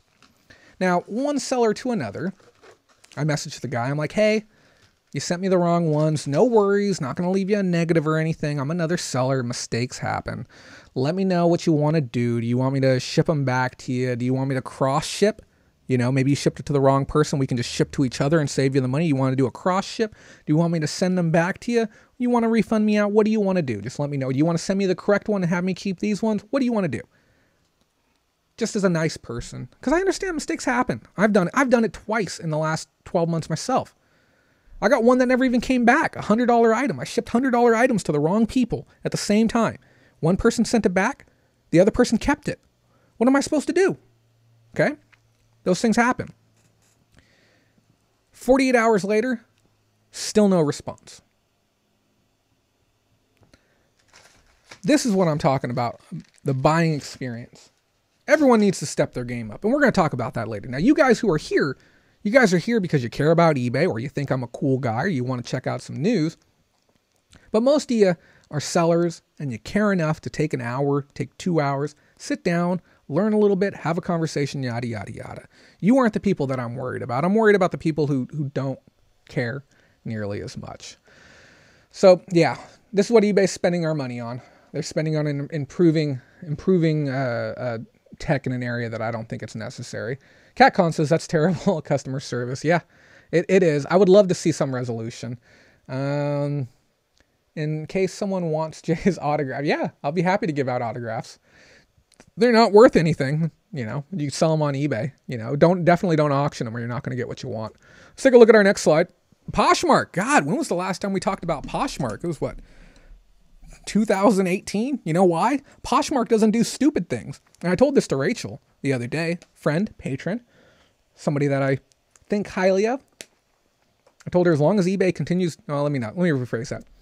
As long as brands continue to do stupid things, I'm going to stay on the air. But Posh, they don't do a lot of stupid things. They don't get in trouble. They do smart stuff. Posh is leading the way in managing taxes for online sellers. They have a new service they just rolled out called Posh Remit, and it can currently handle your taxes in 45 states, and they're looking to get it set up to cover 50. There's only 5 states right now that they've listed on their site that they're currently unable to handle the taxes on, but they are working to make it happen. These changes are going to come into effect on March 28th. If you're a Posh seller, this is huge news, and it's really setting the pace for e-commerce. Now, eBay's partnered up with another company. Amazon has their thing going. Other companies are, in between trying to figure out exactly what they're doing. But if Posh can figure it out, a company that's worth 1/3 of what eBay's worth, okay? A company that's worth 1,000th of what Amazon's worth, if they can get it sorted out, why can't everyone else? I don't want to sit here and, give that whole, it can't be that hard to do. It's a massive project. I'm not going to undersell it for a moment, but I feel that this could set the precedent. It's basically saying like, hey, we've accepted South Dakota versus Wayfair. This is how it is. We know that if we want to continue doing business, we need to get this sorted out. They didn't start on it last week. I guarantee you they started on this process probably 3 months before eBay even did, before this went back to court. Now, me being where I'm at, I saw this whole process coming up. I spoke with my small business ambassador team. I was talking with them about the tax changes, regulations, asking questions, saying like, how worried do we need to be? Like, how big of a deal is this? What's really going to happen? And they said like, hey, call the Congress people, talk with everyone you can talk with. So I got on the phone. I was on the phone for maybe 6 hours one day. Okay, really trying to push back and saying like, hey, this is going to dramatically impact sellers domestically. This isn't something that we want. This is something that we've asked for. There's other smarter and more creative ways to be able to generate tax revenue on online sales. There has to be a better method than doing this and allowing individual jurisdictions to be able to decide how they want to tax people. But the bill passed anyways. And then you got brands like Posh. They knew this was coming, while certain brands, in my perception, were worried about stopping the change. Other brands were accepting of the change and started making things happen earlier. So that's the way I look at it. Let me catch up on some of these comments. Mindy Coy says, spews coffee, or coffee spew. Yeah, it's a little bit crazy to hear that Posh has gotten everything together. CatCon says, never know where you'll be in the future, Jay. Might be running eBay because they can't run it right. I don't know. I don't know if I could do the 2-year stint at eBay. And I call it that because that's how long CEOs last there. I would hate to give up what I know this sounds ridiculous because I know eBay executives make an absolute ton of money. I don't know if I would be willing to give up what I'm doing now in exchange for 2 years of working at eBay because that's how long I would expect to stay there. The average employee CEO, I think, is 1 year, 9 months right now. And this is something I want to do forever. And I know that sounds absurd. Like, Jay, you can't really say that. I've been on air now for a little over a year, but I really enjoy doing this. This is the epitome of self-employment and just sharing of information, having a great time. And I know we're going to grow too. Somebody even mentioned it the other day. They said, your channel isn't growing as fast because, when you have your show, okay, when you're doing it, you're competing against a lot of other brands. And I said, that's fine. And we're going to talk about that more here in a second. I'm like, that's fine. That the people are going to go where they're happiest and where they, enjoy being and where they like the information or the banter, the conversation. So all good things in time. But yeah, that's what's going on with that. So kudos to you, Posh. I tip my hat to you. Thank you for that. You're making tracks. You're going to make this easier for everyone else involved. So it goes without saying, guys, you have supported me like crazy tonight, but our last slide every single week, the last slide that we look at now, show's not over. We got another hour for you, but people have asked, Jay, how can I help? Okay. We got the basic ones. You can obviously like the video. That really does help us out. People get to see the video a little bit more. You can click that subscribe button. That's something that you can do. That's definitely going to help us out. Yeah, click that button. And then one of the other things that you can do, guys, we have some new affiliates that we're talking about today. If you guys haven't checked out Honey, okay, I want to tell you about this. This is free. This costs nothing. I'm actually helping you make money right now. Okay. Every time I buy stuff on eBay, I receive a credit back from Honey. Okay. It's usually anywhere between 1% to 2%, and that's on top of everything else. So if you're using like a cashback card, if you're using eBay bucks, you're using other promos, you can get extra money back for the things you're already buying. It costs nothing. $0. At no point is it going to cost you anything. So I really like Honey. It's completely free. It's a browser extension that goes onto Chrome or Safari or Opera. You just follow the link bit.ly/cheapbrowse. It's going to ask you to install it. You go ahead and install it, and you just save money. You save money buying things that you're already getting. If you're going out and you're buying pizza, you're buying other stuff, whatever you're buying online, whatever you're paying for online, you can get cash back for. I have probably about $50 in my account just from purchases that I've made since the beginning of the year. I've made a couple of big ones too. You've got 45 minutes until Walking Dead season finale. Oh, dang. Okay, well, I definitely got to speed things up then. And then one of our other sponsors, always happy to talk and work with them. It's Pirate Ship, pirateship.com. Visit our specific link, bit.ly/cheapship. That way you can get cheaper shipping on your cubic specific packages and get the same rate on first class and media mail. They have some stuff in the works, guys. And here's the other thing too. I know people are kind of like, because of the rate adjustments with eBay. Pirate Ship is the cheapest way to be able to get your international packages out the door. They have simple export rate. It's going to save you a ton of money. Now, if you do want to help out and you got a couple of bucks to spend, thank you again to everyone who super chatted tonight. It's super appreciated. We also have our Patreon program. You guys get some great perks, and I've never made this slide before, but I just want to really let you know exactly what's going on. You get 24/7 group chat with other expert sellers, including myself. You can always tag me in. You get these beautiful thank you cards. Let me show you what these look like. These things are great. You get 500 of these at our $30 a month tier. You get direct crisis support, which means like if you got some crazy problem and you're like, man, I need to talk to somebody now. Somebody who gets this, like something is going on. I need help now. Pick up the phone, call me. I am accessible by phone. Okay. So you get that. You get a personal robot on the shelf of awesome. Okay, you get private training videos. We're working on making more of them. I'm sorry, I've been backlogged. And you get mentioned in our credits every single week. Visit patreon.com/Bolarama if you would like to help support the show on a more advanced level. And then also a secondary follow-up thank you to all of our patrons who help make this show possible. Without you guys, seriously, without you guys, those of you guys who don't know, it's difficult to talk about cost, and I hate doing it. I feel like sometimes I feel like I'm passing around the collection plate. There's no denying that I make money as a reseller. I do eBay, Amazon. I'm getting paid for that. But every time I do one of these shows, I'm taking hours away from my reselling. And each show takes about 20 hours to put together.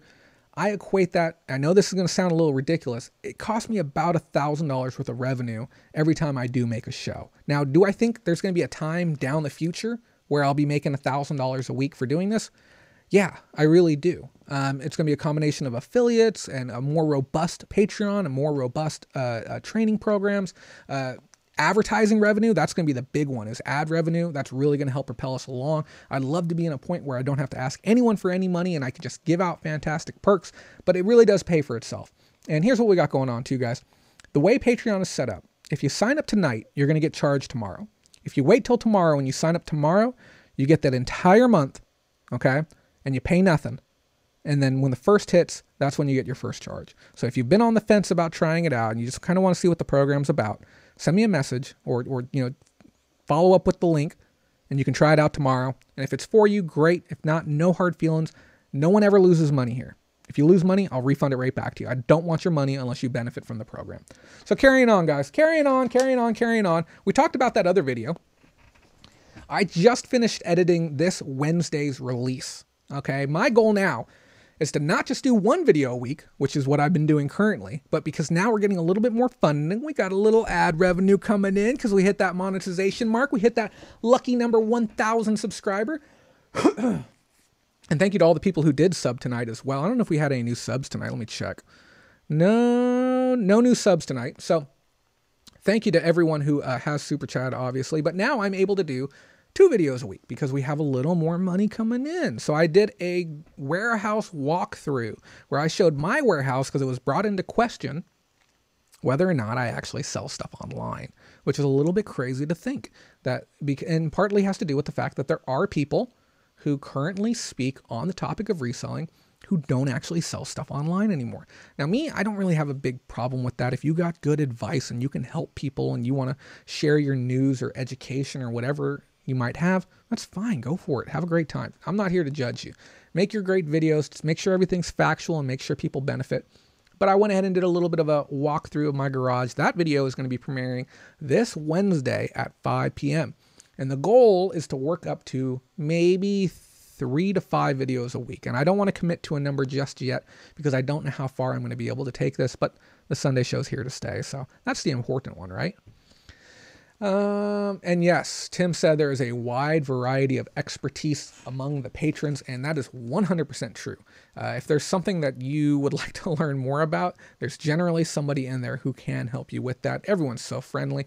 And, you know, I'm not going to lie, a lot of us are there because being a reseller is pretty darn lonely. And it is nice to have other people to talk about and say like, hey, check out what I got today. You know, you guys have any thoughts on this item? Where do you think I should sell it? It is nice to have that direct community right there. And we have maybe about 25 or so people in there, and we'd love to grow it out to maybe 200. I think that would be a really great community size to have.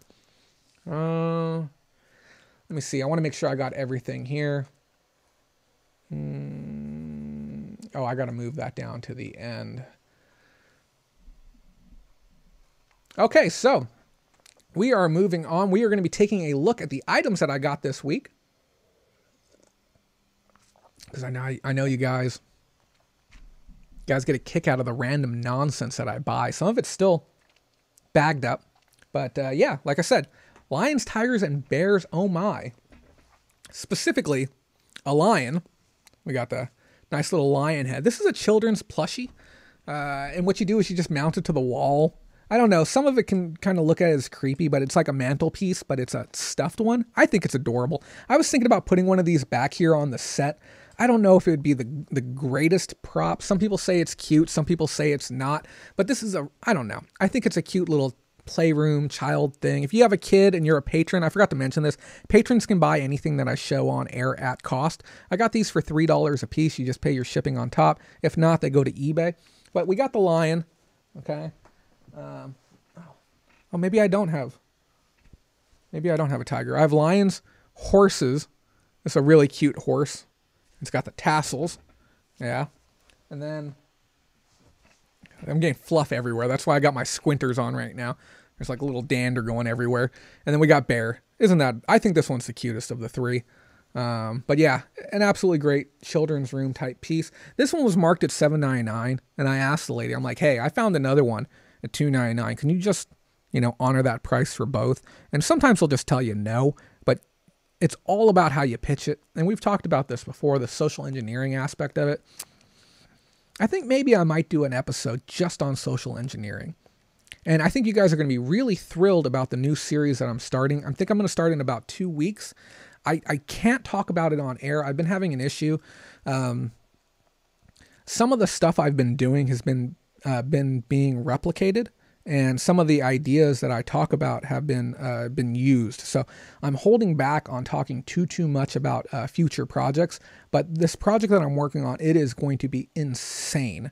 I'm going to be recording probably about 100 hours of footage to make it happen, and you're going to be able to see firsthand what it's like when I am doing my social engineering to be able to get the price that I want. It's going to be some really, really advanced negotiation tactics, but we're going to be having a ton of fun at the same time. But stay tuned for that. Give it a couple of weeks. That'll be coming out. But yeah, these are worth, I don't know, it's subjective, $25 to $35 a piece. The sell-through rate isn't that great, and I have an inkling suspicion that has to do with the keywords that are being utilized in the titles that are present on eBay currently. I think if it was titled right, that you would see a higher sell-through, higher velocity on these types of items. And yes, the art of the deal. Oh, and it's not just going to be behind my head. I really wish I could show you some of the stuff that I've built for this next project. and I don't want to just sit here and plug my own content. Wednesday's episode that's coming out at 5 p.m. is one of the best edits I have ever done. And I've spent a lot of time learning more about editing. I've been acquiring new assets through Patreon funding to have that give me the ability for the first time ever to be able to show you through my eyes what I am seeing at a swap meet. And you'll be able to see exactly how I analyze piles of stuff. You're going to be able to see literally from my eyeballs perspective, as I look at shelves and in real time, you'll be able to see exactly what I am seeing and how I process the items that I'm looking at on a shelf. It's something that has never been done before on YouTube. It's one of the most advanced projects that I think anyone within the reseller community has ever attempted to tackle. It's going to require multiple cameras, lots of hands on deck, well over 100 hours worth of editing, which I know seems obscene, but it is going to be insane. This is going to raise the bar tenfold from where it's at right now. But just imagine hearing and seeing exactly what I see and understanding the process in somebody else's head. It's going to be crazy. CatCon says, I was just talking to hubby about that yesterday. I told him I didn't know how Jay sees stuff because I didn't see anything I thought was worth picking up. I'll tell you what, guys. So the video that's coming out, it's already online, but I can't unlock it for everyone yet because I have to hold out. But what I can do is I can pull up, I'll show you on my phone. I'll pull up a little segment of it. Oh, is it going to let me? Oh no, I set it for Premiere. Nope. Actually, I have a little clip that I sent to Corey Barlow earlier. If you haven't checked out Corey's channel, he's pretty sweet. But yeah, check this out. Do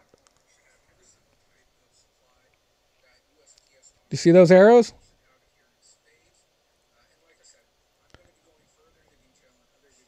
You see how they're holding? So with the new tech that I'm working with right now, it's going to allow me to show you exactly what I'm looking at and how my eyes work in real time tracking. It's going to be nuts, guys. The work that is going into it. I'm very excited about it, if you can't tell. So like I said, it's really going to set the bar very, very high. But definitely check out that show that's going to be happening on Sunday. Never More Antiques in the house. John, congratulations on your channel growth. I've seen some of the numbers you're putting up. I'm very impressed. And I liked your last video too. If you haven't checked out John's channel, definitely do. Yeah, I love the energy. He was taking a look at a space that was available for sale. And yeah, very, very cool video. Definitely check him out. Yeah, let's take a look at our next item. This is, I don't know. I'm indifferent about it. I got it for so cheap. I couldn't complain. This is a brand new Boyd's Bear. This is some type of like clown circus theme. These actually come off, which I thought was interesting. They're two separate pieces. Has the original tag with it. The sell-through on this is pretty poor. Again, missing keywords. Keywords are not correct for this item on eBay. I believe I'm going to get anywhere between $15 to $20 for this. I paid 50 cents for this. The heads, I think I mentioned it before, I paid $2.99 a pop for those as well, so not bad stuff. And then I got some of these JVC EH6, possibly EHG. These are some hi-fi old camcorder cassettes. This is a 6-pack of them. Prices are all over the place because some people are just stubborn and dumb and they list things for too cheap. I'm going to get $20 for these. Could be as much as $30 after fees if they go the Amazon route. Depends on how it scans in. The internal barcode is not visible on this, so I'm going to see if I can send it as a 6-pack. If I can, I know I'll get more, but if it has to go the eBay route, that's going to be all right as well. We got a lot of comments going on right here. Nevermore Antiques just bringing up the storm. Thank you. Plush has always been slow for me. Yeah, plush can be tricky. Checking sell-through is very, very important with plush, and also being willing to play a little bit of the long game. Now, if I can get a plush for 50 cents and I know I can get 20 on the back end, I'm okay with letting that marinate for a year and paying maybe $3.50, maybe $4 in fees through that year to ultimately sell it out. But if I don't think I can sell it in a year, then I'm going to go ahead and pass on it. I'm looking for indicators that it wasn't listed correctly, or indicators that it does have some type of sale through, some type of velocity, or something happening within the market at that current time that leads me to believe that now would be a right time for it to sell, wherein a different time in the past wasn't the right time for it to sell. So I don't know if that makes sense. But yeah, great little pickup. I paid $1 for this. She wanted $2. I paid $1. I'm pleased with that. And unfortunately, because they're blank too, this is a nice little thing to remember. Blank media can't be sent media mail. You have to remember that. So there may be more incentive to send this into Amazon. Chris the Goose, she's referring to our private Patreon chat, the Bolorama chat room. So definitely send me a DM after, and I will get you paired in there. And John, you missed it. He left us. Check out this super chat. It's down right there. Look what he did. Such a nice guy. And I was much more enthusiastic earlier. I'm running on fumes right now. It's been, I was streaming for almost 2 hours now. I know we're going to lose some of you here, that Walking Dead finale. And I have to stress this again, guys. I didn't get to the swap meet till like 11, and I was still walking behind my roommate. Everything that I bought, he passed up on. Now, he's a little bit of a picky picker, so he doesn't like dealing in certain items, and I think part of it, when I hear picky picker, it's somebody who's lazy, and I'm not saying that he's like overall lazy, but as a reseller, he's certainly lazy. He wants to only work in like bread and butter items, which you can do, but diversifying your inventory with slightly longer tail items, or diversifying your inventory so you can diversify your knowledge bank of items that you know you can work with, will take you much, much, much further, because you're adding information as you go of items that you may have otherwise simply walked by or not taken the time to look up. Yeah, picky picker. So this is a Zone Director 1100, and I saw this, just it was kind of buried in like this, and I could see like a single port. And I looked it up. This bad boy's worth about $50. Now, if you have a matching power supply, that's going to help out even more. This is a very, very generic looking power supply. I like this bump bar too. This is to make sure that if you ram this into something, you don't break or shear off the end of that power adapter. Very nice little add-on you don't see on a lot. It's plastic. I take back my credit for that. But yeah, I looked this up, $50. The guy had an entire tarp full of stuff. Everything on the tarp was $1. It's the same guy that I bought the stuffed animal from. I did a 2 for $1 on the stuffed animal. I'll show you the other one here in a second. But $1 on this. And I'm very pleased to be able to do that. I'm trying to read comments at the same time, guys. Yeah. If I find Tupperware, I'll grab it. I listed up that what is it? Cookware utensil holder / vase. Hoping to get some action on that. Pat Sands says, is a lazy reseller freak.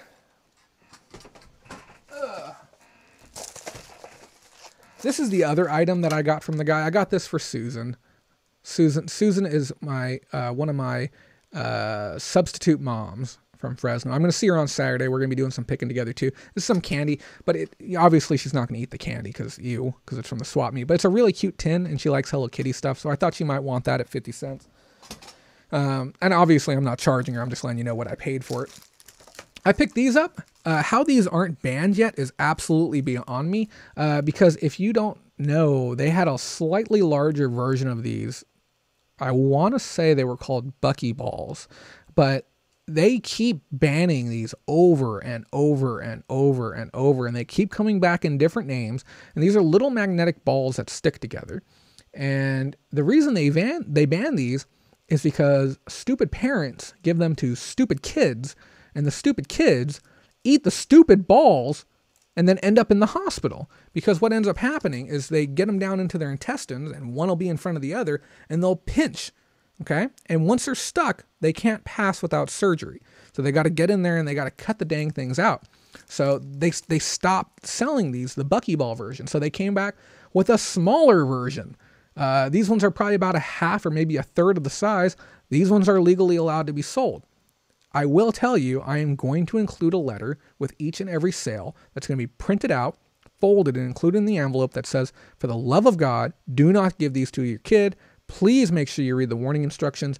I don't want that on me, knowing that some kid is going to have to get surgery because they ended up swallowing some of these. So what I'm thinking is that the smaller ones are permitted because maybe these ones can actually pass. But it even has a warning. It says, warning, keep away from all children. So I think that might have been part of the issue before, is that they were somewhat geared towards kids. So now I think that these are targeted towards the adult audience. It's 512 rare earth magnets, aka neodymium magnets, and I have a set of neodymium magnets. I have ones that are bigger than pinballs. They're absolutely huge. If you remind me, I'll bring them on air next time. And they are super, super strong. And yeah, put them in the adult category. That wouldn't surprise me if they had to go someplace like that. But yeah, so I picked up 2 of these. I saw these 2 weeks ago, and the lady wanted $5. She only had one. She wanted $5 for it. I built up a little banter, had a little conversation with her last time. This time I said, hey, would you do 2 for $6? She's like, yeah, I'll do that for you. And she said she actually had more of them. These sell on average anywhere between like $18 and $24 online, give or take. So I'm happy to buy these at this price. I would love to be able to sell the pair together, be able to save a little bit of money. But yeah, easy pickup. They don't weigh much either. They should be able to go first class. Let's see. Chris the Goose says, actually give larger version of those for cattle so that they do not ingest any nails, barbed wire, etc., and they stay in their first stomach. Yeah, I've heard something about that. Yeah, it keeps it from messing them up. And then Pat says, these are for no children, but for some adults. Yeah, I'll tell you what, here. Let me grab the big ones. I want to show you guys like how big and ridiculously strong these things are. Give me 1 second.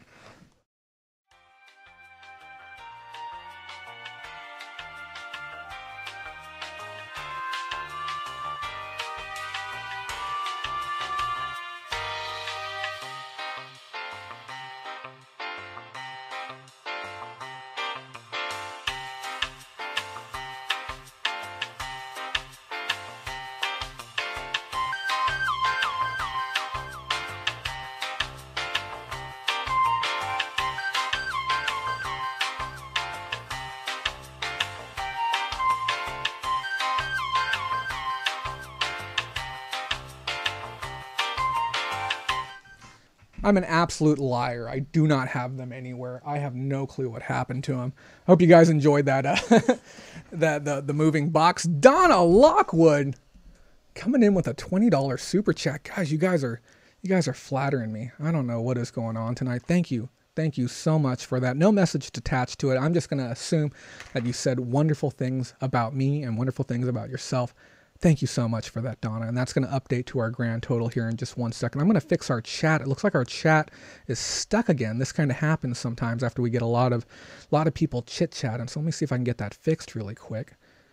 There we go. Thank you so much, Donna, for that. You have no clue how much that means to me. We are getting closer and closer and closer to reaching our goal. And I think it might happen. We got roughly 110 days until then. I think we got it, Mindy. Thank you. I think we have about 110 days until then. I really want to know where they went. I have like 15 of them. You know, it's this new house. I don't know where anything is in this house. I had them on my old bookcase, and I don't know what I did with them after I took everything down.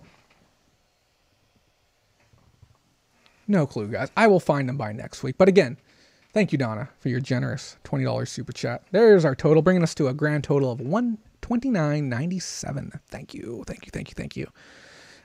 Let's take a look at a few more items while I got you guys. The 44 of you who are here right now. Let's check it out. So one of the guys I was with, I made a buy from him. We got a bag full of items. It's interesting. As I was leaving, I noticed this laying there on the ground, or not, it was in a bin. This is an RS modem. And I said, oh, cool. What are you looking at on that? And he says, I was just going to throw the thing out. And I'm like, so it's complimentary then? He's like, yeah, go ahead. And I'd only spent $10 with him. This is a nice modem too. This has 5 gigahertz band on it. And the big ones with the 5 gigahertz bands definitely do better. So if you're like in a hurry and you can find a dual band modem, this is 2.4 and 5 gigahertz. It's on the label. They generally do a little bit better. I haven't even looked this thing up because I got it for free. But if I had to be a gambling man, I'd probably say about 25 or $30.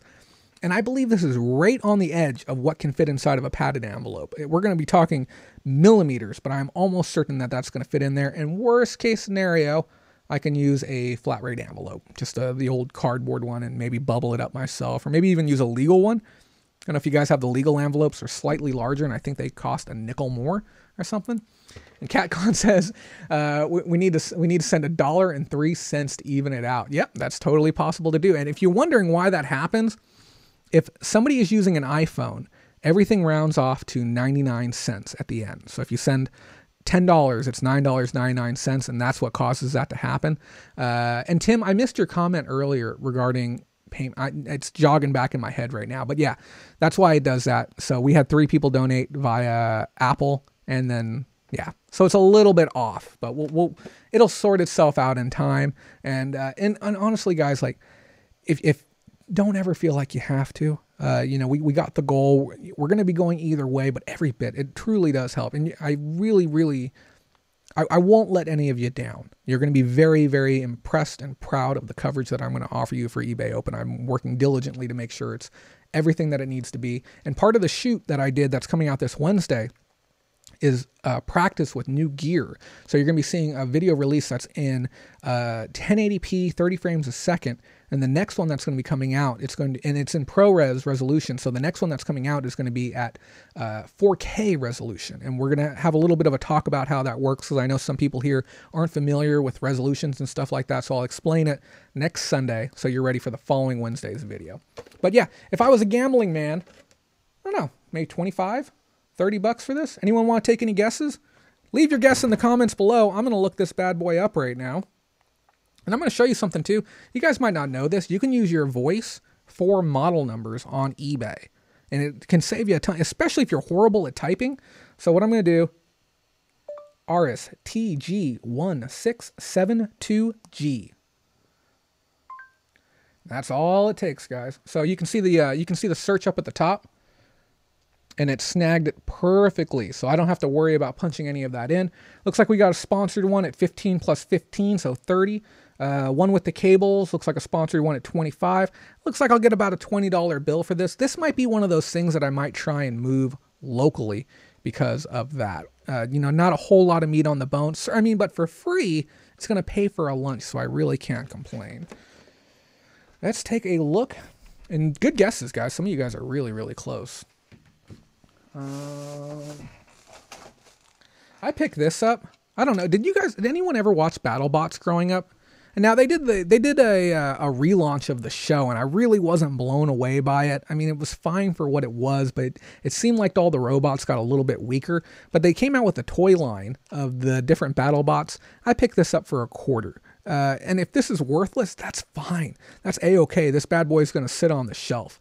Nevermore says, I was already grown up, but yes. How old are you, Nevermore? I don't think you can't be that old. But I remember watching it when I was 12, 13 years old. Heck of a show. The basic premise was they would build this robot is to scale, but it was maybe 1.5 feet by 1.5 feet. And they would send them in this ring that had like bandsaws and drills and ramps that would come out of the ground and flamethrowers.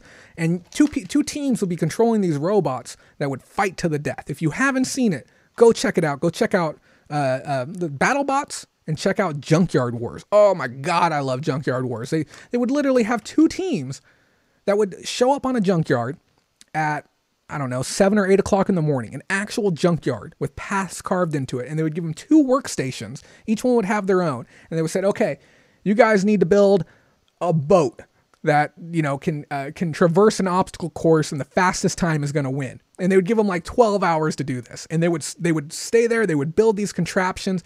They would set them out on the water, and they would go out scavenging for parts. They would run through, okay, we need something close to a motor. Get us the best thing you can find. And they would run out there and go get it. If you haven't seen that, check it out. Being grown up, way overrated. It is overrated. I want to be, I'm not ready to grow up myself. And thank you. That's the first time I've seen you comment Train Watcher Dawn. I was actually looking up train footage earlier, believe it or not. I couldn't find a good clip of a train exiting a tunnel with an interior cabin view. If you have one, let me know. We need some stock footage for some projects that we're working on. But thank you for being first-time commenter. We appreciate that. Adam exploits, but coffee and cookies, not milk and cookies. But yeah, check out those shows. They're great shows. And I also want to say this too. I want to make a video where I showcase other YouTube channels that I watch that I think that you guys might get a kick out of. I don't really watch a whole lot of other reseller content. And people ask me that. They're like, Jay, where did you get the inspiration to do this? And I tell them I kind of came up with it on my own. And that's why it's so different than a lot of the other content out there, because I've never really consumed other people's content. So if you're looking for some interesting stuff, check it out. Sam Bai, hello to you. Thank you for that. Give me 1 second, guys. My gosh, my stuff is blowing up tonight. Hold on.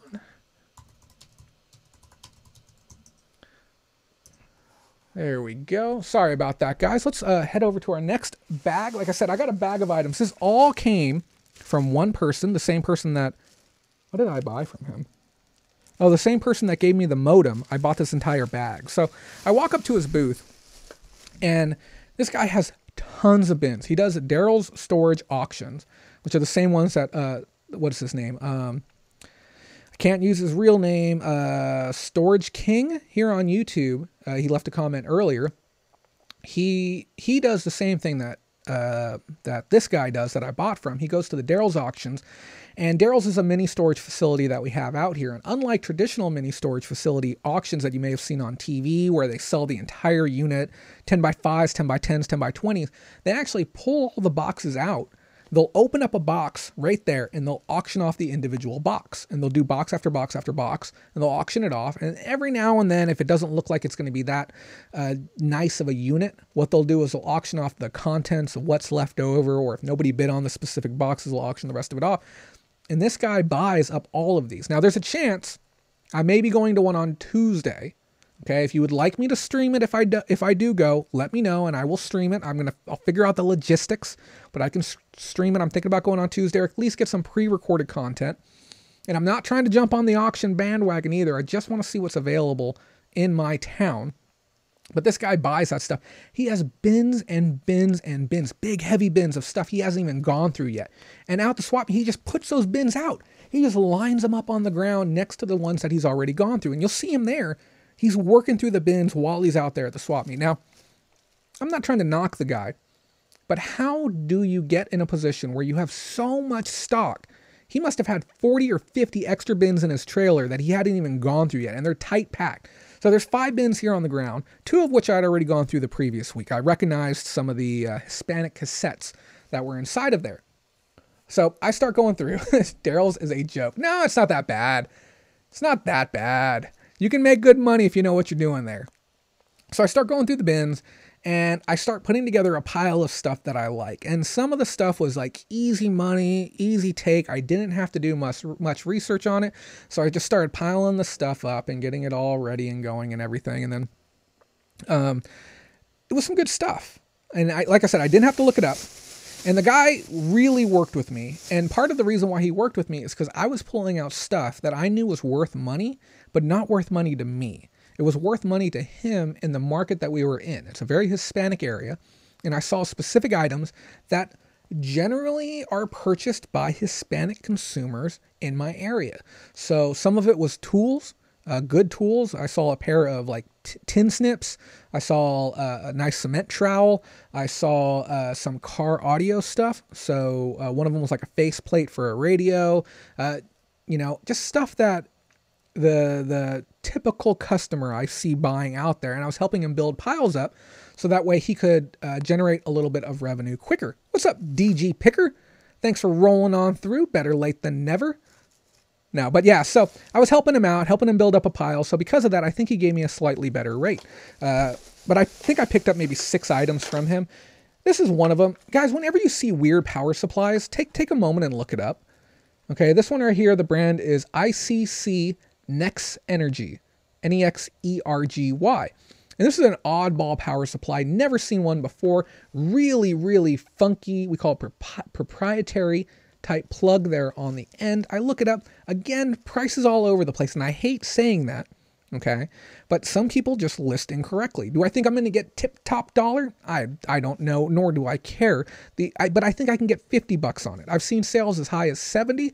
I've seen sales as low as 25. But this is one of those things. If you need this plug, if you need this adapter, you're buying it. You're not going to find a close match on something like this. You're going to buy this one.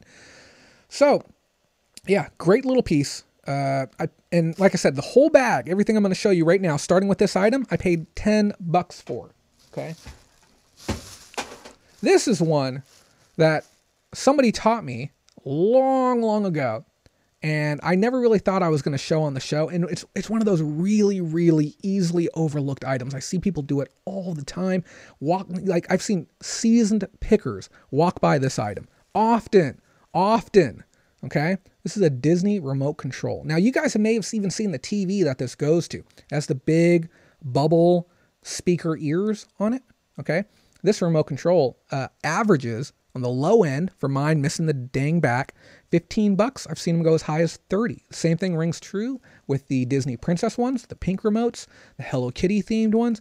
Very, very specific TVs require this, or the matching DVD or VCR player or something to that effect. These branded official remotes. And then also for the people who are looking to buy it to pair it up with their other stuff. What's going on, Landshark? Is it safe to assume? Is it safe to assume that the Bearded Live show just ended? Is that where you guys are all coming from? Because I'm happy to have you. I'm happy to have you all, but my feelings are a little bit hurt that you weren't here for the news. But I'm gonna take it that you guys are gonna go back and watch the news later. So, but yeah, good little pickup. Easy looking money. I picked this up too. This some original packaging. This is a mini gender changer. It's an oddball name, but this is a peripheral that allows you to. I think it's a male to male adapter fitting. It just gets worse, doesn't it? I know that you can get these cheap, but there might be some value in OEM packaging from back in the day. Somebody may want an original branded one, not a chintzy or newer one, or there could be some value in the fact that they might not be manufacturing this specific type of adapter anymore because it's dead tech. There might be enough big enough market in it. So there's a possibility it could do well. Sorry, my lighting's all over the place. Another reason why I need to get a new camera too. But again, I didn't look that up. It was just part of the bundle. Picked up a decent calculator. This is a TI-82. The batteries have very, very light, like early on corrosion going on them. The screen isn't actually, it's a reflection you're seeing. It's the normal washout grayish green that you're seeing in the background. Picked this up with the bundle too. It's a TI-82, has the original cover with it as well. I presume it's going to work. I presume I'm going to get 15 to 20, maybe even more for it. Texas Instrument calculators are on a little bit of a downturn right now, especially the mid-range to low-end models. They're not doing too well. And the reason is just the simple hypersaturation of these online. You're seeing calculators that were historically $80, $90, $100 calculators reaching that $40, $45 range. There's just too many of them, especially in the off season when we're in between classes. There's just far too many of them online. The news is out that these are something that you want to sell online, so expect them to continue moving downward. Pam says, I need to go back and watch Scott and Joanne's Pyrex follow-up video he posted. Yeah, definitely check them out. I'm all for everyone getting out there and getting as much information as you can get. I picked up a DirecTV adapter too. I don't know. And again, like I said, I haven't looked this stuff up because pretty much, the first item that I showed you covered the entire lot that was in here. And I was getting bundle rate anyway, so I went ahead and tossed it in. I wouldn't be surprised if this was a $10 adapter. Now, I did look this one up. And I was pleased that this had the end caps on it. You can see the 3 end caps right there. Now, most times, this is something that you would just look right over. This is a multimedia drop amplifier with passive return. And the reason I looked this up while I was there is because, like I said, if you see something that is just a little bit... Oh, my lighting is way off. There we go. If you see something that is a little bit out of the norm, something that doesn't look like other versions that you've seen before in the past, it's usually worth stopping and looking up. The sale price on this, anywhere, again, ranging, people doing it right, and these are sold listings, anywhere between about $20 to $50 for this. So great little pickup, bundled in with that $10 as well. If you see oddball electronics, always look them up. Landshark says, I passed on 2 of those earlier this past week. Whoa. Oh, are you referring to Polaroids? Yeah, Polaroids are getting soft. There's only so many hipsters and so many camera collectors out there. It's slowing down quite a bit. But yeah, cool little pickup. Again, first class looking item. I picked up a Bose case. There's nothing in here, but I think that I'll get a profit on this. It was part of the bundle again. I know Bose everything generally does good, and there's going to be somebody who's going to want an OEM replacement case. When I was sitting down at lunch today, I actually saw a person next to me who had the exact same case on their table. It reminded me of it. I'm like, okay, good. People do actually use these. People do actually want them. And this again was buried at the bottom of the bin. That's the Sound Sport case. Thank you. That's going to save me a little bit of trouble looking stuff up. I do appreciate that. I got a Casio Boss organizer. Not the craziest to pick up. Some of these things can do well. If I wasn't getting it for free with the bundle up, I probably would have stopped and looked it up. But because it's not costing me anything, I went ahead and threw it in the pile. And then we got one last little bit in here. I take that back. I'm a bold-faced liar. We have 2 bits in here. The first one, I don't know what this is. I think this is abalone. Again, it was inside the bin. I don't really have a purpose for it. I thought it was pretty. I thought maybe somebody can turn this into jewelry. I'll probably end up shipping it out to the next person I send a box out to. But I also picked this up. This is a Seville Classics. Looks like a fan remote, possibly some type of indoor air conditioner. Has the infrared on the top. If you haven't been told, you can use a cell phone to test whether or not a remote works, even if you don't have the unit that it goes to. Good thing to know. But yeah, pick this up. I'm just going to safely assume this is $15 to $20. I also wanted to give an update. Last week, I showcased a garage door opener, and I said you're looking at least $10 to $15 on that. It turned out it was a very, very new model with light-up buttons. It was a LiftMaster. It was actually worth $30. Had no clue. So, yeah. Are the giveaways tonight? I am sorry, I'm not understanding what you mean there on that one. But yeah, great little piece on that one. I think that's all my items, guys. Yeah, that's all my pickups on the night. We got quite a bit of stuff.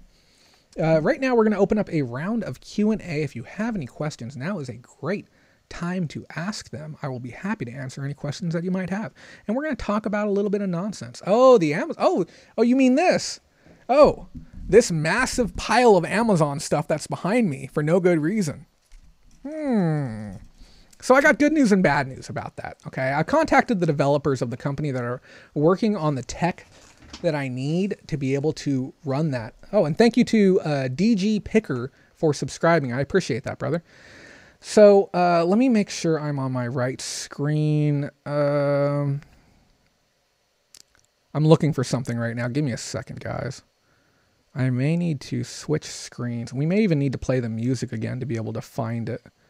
Nope, here it is. So here's the issue, okay? You guys see this? Yeah, let me bring this over. So we have this giant wheel here. And I really, really, really tried to make this work. I'm getting it sized up right now. I'm sorry about that. It even changed size on me. So we have this giant prize wheel here, and it doesn't work, okay? Do you see how the other slots are all blank? And it doesn't have the correct numbers in there. I can make the wheel spin, okay? And I apologize if it's loud. I have no way to control the volume yet, so you may hear nothing or you may hear a loud clicking noise. So 3, 2, 1.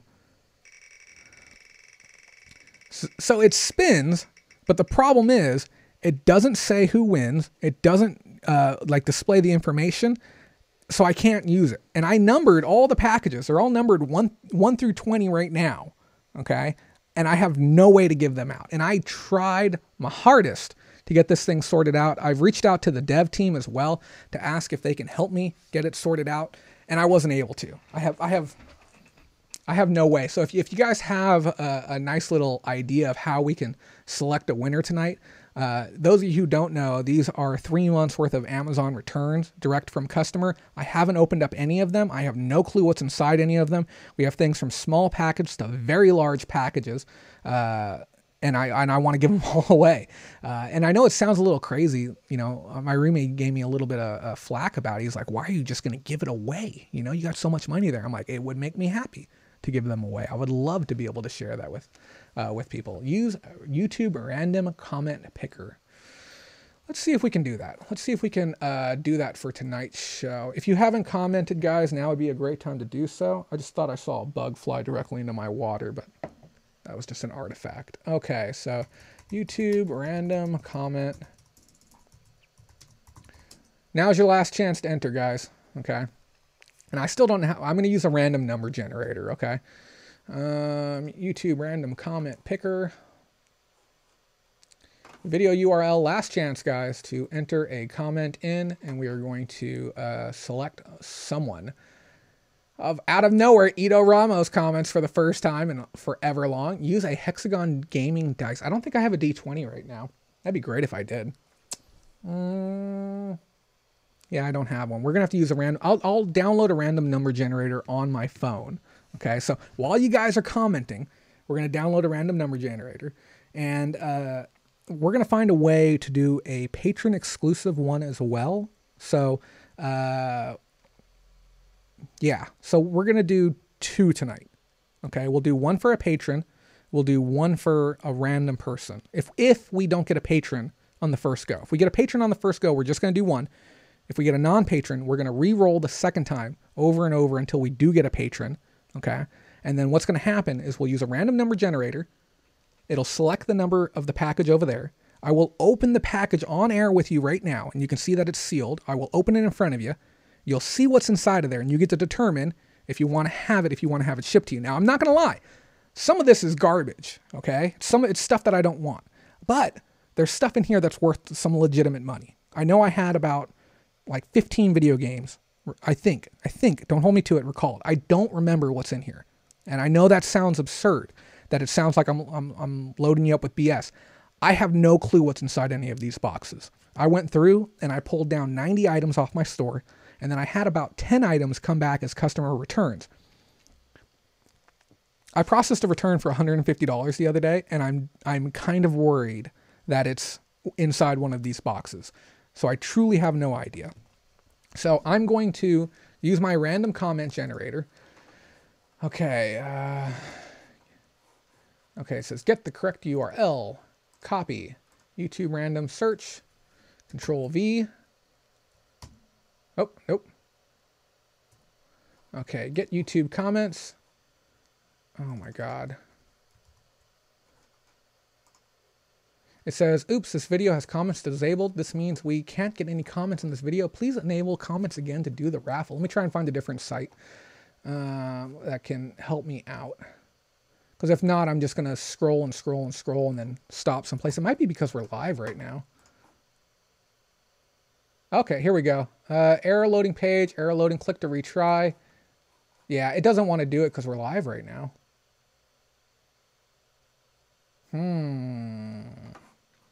How do we go about doing this, guys?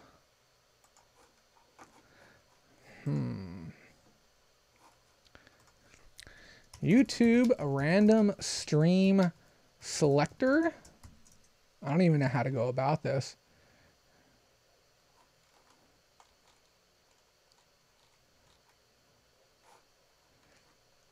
Anyone got any ideas? Let's see what we said. Wow, welcome all 50. Yeah, we got 50 people watching tonight. I think they're here for the goodies. No, I think you're here for me, and I appreciate it, guys.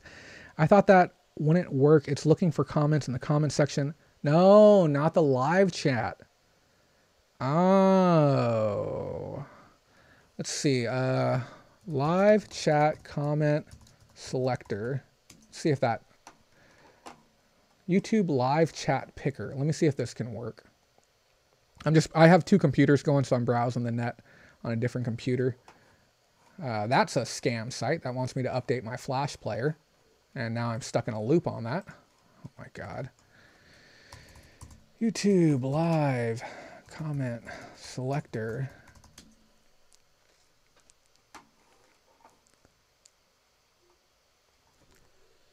Don't pick me. I already have a pile of junk.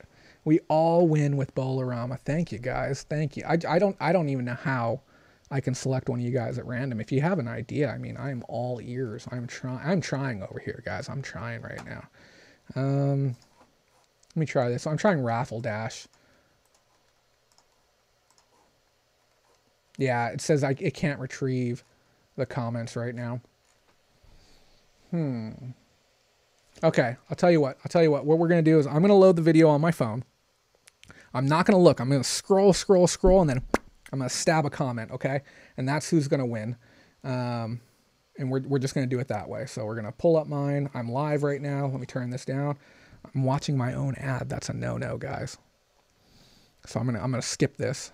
Okay, so let me just make sure. Okay, and I can't even scroll further back.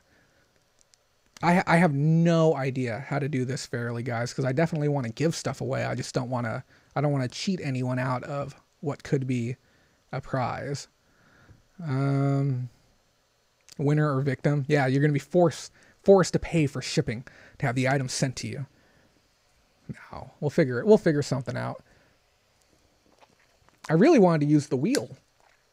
Maybe we could do a trivia question, and then the first person to get it right, it will be the person that we'll work with. Okay. So what type of trivia question could we ask? Okay, I got it for you. So this box is not the small flat rate for USPS, but it looks very, very close to a small flat rate. It's slightly larger. It's a variable rate package. What is the official name on the USPS website for this variable rate package box size? The first one to get it correct will be playing for a prize from the prize thing over here. I'm looking for the official name of the box. It is slightly larger than a small flat rate box. Boom, boom, boom. Look at Rachel Mel. It is a 1096L. That is 100% correct. I love that box, by the way. It fits a VHS tape. It fits a Sega CD case. It's absolutely fantastic. So congratulations to Rachel Mel. What we're going to do is we're going to download a random number generator. Maybe we'll pick another person. Maybe I'll do another question. We'll see, because that was a patron who walked away with that one. We'll do one more. One more, okay? Let me download a random number generator. Random number generator. Do you guys talk to your phone? I'm constantly talking to my phone. How do you get ads on a random number generator app?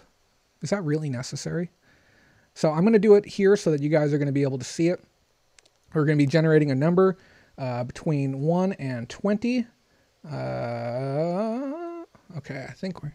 Now, I am gonna tell you guys right now that the number 1 is the largest of boxes and the number 20 is the smallest of packages. Okay, so we're looking for a low number here for Rachel. Now, but the other thing too, the smaller numbers don't necessarily mean that you're getting a better item. Okay, so the 1 is the smallest of smalls. So let's go ahead and randomize it. You guys are going to be able to see it here. I think this is the button.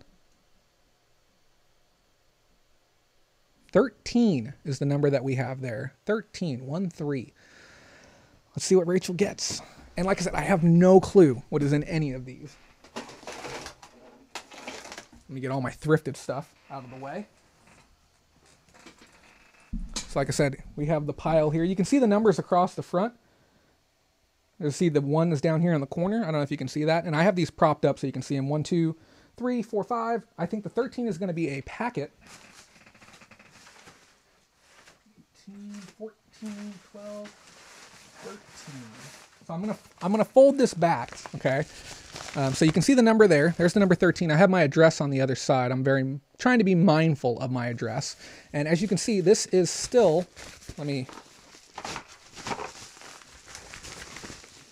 okay, so as you can see, this is still sealed. This has not been opened by me. I haven't even felt any of these, so I have no clue what's in here. Good luck to you, Rachel. I hope you get something interesting, but I got no promises. But I really do hope you get something interesting. Let's see. I'm not even gonna look. I'm gonna let you see it first. We have Franz Kafka and Guy de Maupassant, The Metamorphosis and Other Stories. I have no clue why this got recalled. Now, when I send in audiobooks, I usually send in decent ones that start at about $20 and go up. So this may have just been called back because it became like popular music, which I know sounds odd, and they'll just kick those things back. So this could be a great item for eBay. So if you want to sell it on eBay, you could make money. And there's more in here. This isn't the only item in here. You're going to get the entire contents of this bag. Let's see what else we have. Oh. We actually have 3 CDs. That is, oh my God, I'm an idiot. So we have 3 CDs. We have Sway Panea. We have the classics. I guarantee you this one got recalled because it's popular music. And we have Disciple 13. These are all sealed. And on top of that, it looks like they destroyed them in return delivery, we got some shattered cases, and I can guarantee you I didn't send them in with shattered cases. So congrats to you, Rachel.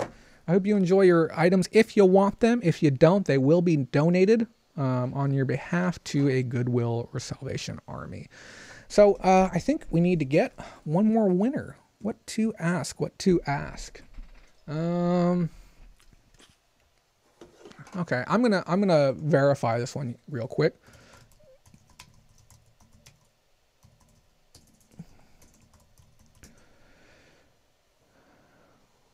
Really?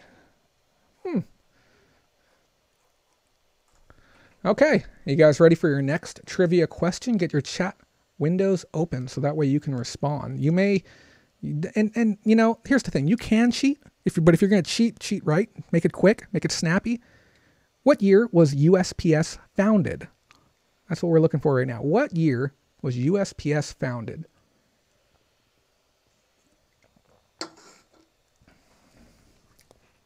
Watching all y'all run off to Google.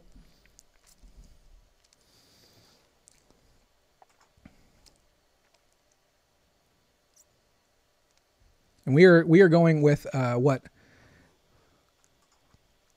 Oh, we have the first one correct. Looks like Carolee Baxter, just barely.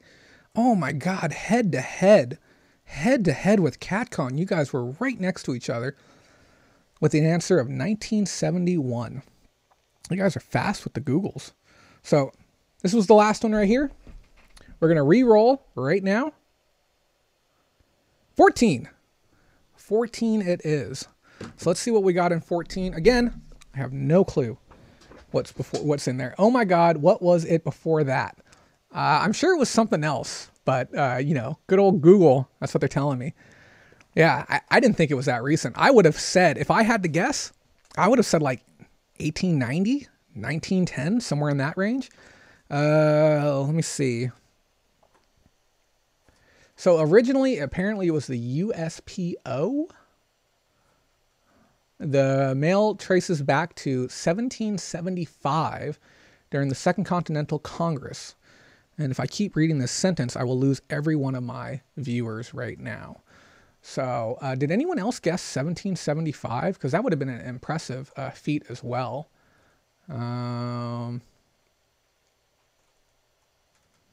Seriously, I'm older than the USPS. Yeah, you're older than a mail system.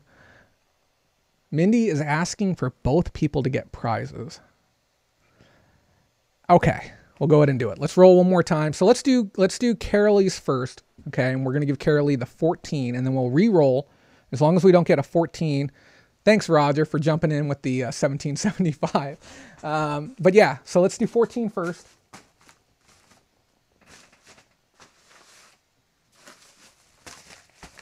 Again, this one's a little ripped up. This is the Amazon experience, though. But I just want to show you guys that it has not been opened. It has not been manipulated. It has not been worked with or anything. This is a sealed package from USPS. So let's see what we got. Good night, Tia Leah. Thanks for tuning in. Oh, we might actually have something decent. We have a couple of items in here. Oh, you're actually going to want this. Or you might want to trade. Who knows? We have a really adorable pack of dog playing cards. Don't ask me why I sent these in. I made money on these at some point in time. They were an ASIN that wasn't being used. Y'all be a bunch of youngsters. I have handbags older than that. Yeah. And then we have a sealed copy of NBA 2K13 for the PlayStation 3. So, like I said, they're not horrible items, you know. They're cute items. I'll put this to the side for you. If you want this, just send me a message to claim it. If not, no hard feelings. And let's go ahead and roll for... Who are we rolling for? Are we rolling for CatCon right now? Is that who we're rolling for? I want to make sure I get this right. Somebody help me out here. Who are we rolling for? Dun, dun. Did somebody delete the comment?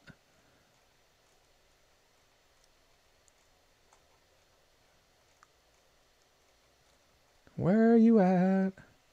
CatCon. Okay. Thank you for that. Let's roll again. Good luck to you. I hope you get a nice low number.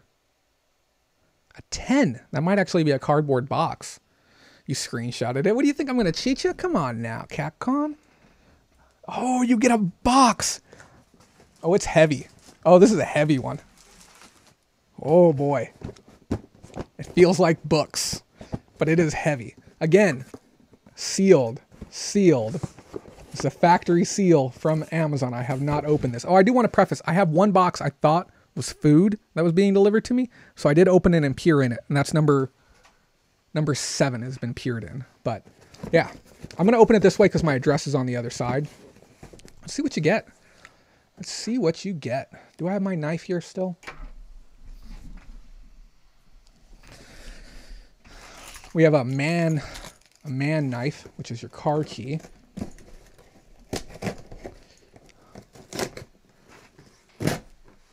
Is it exciting? Is it like suspenseful? Do we have any clue what's going to be inside of it? Let me catch up on comments. Aussie's Flippin' World. Sorry, I still have not had time to research those railroad mags, but we'll let you know what I find out. Coolly. I think there's some decent stuff in here. We got some, looks like some audio novels. A good amount of them, too. We got a sealed copy of Black Hills on audio. I don't know why the shrink wrap is like torn up on this and then the label's placed on the box, but I guarantee you there's a couple of bucks in that. We have a copy of, oh yeah, I remember this one, Erotica 3 on cassette. I have no clue why this got recalled so early. It might have gotten pulled by Amazon. We've got this another brand new one, Saw Below the Victim. And I promise you, it's not just all audiobooks that I have in there. I've got a bunch of other stuff in there. And then another random audio book. And I know there's money in there, so there we go. So yeah, cool. And if you want the box too, I'll send you the box. I know the box might be more enticing to you than some of the contents, but hey, who doesn't like free stuff? I like free stuff. Okay, guys, this has been a great time. I've wanted to spend a little bit of time doing a little Q&A and giving you guys an opportunity to ask me any pressing questions that you may have had regarding your store, your brand, your IP, whatever it might be.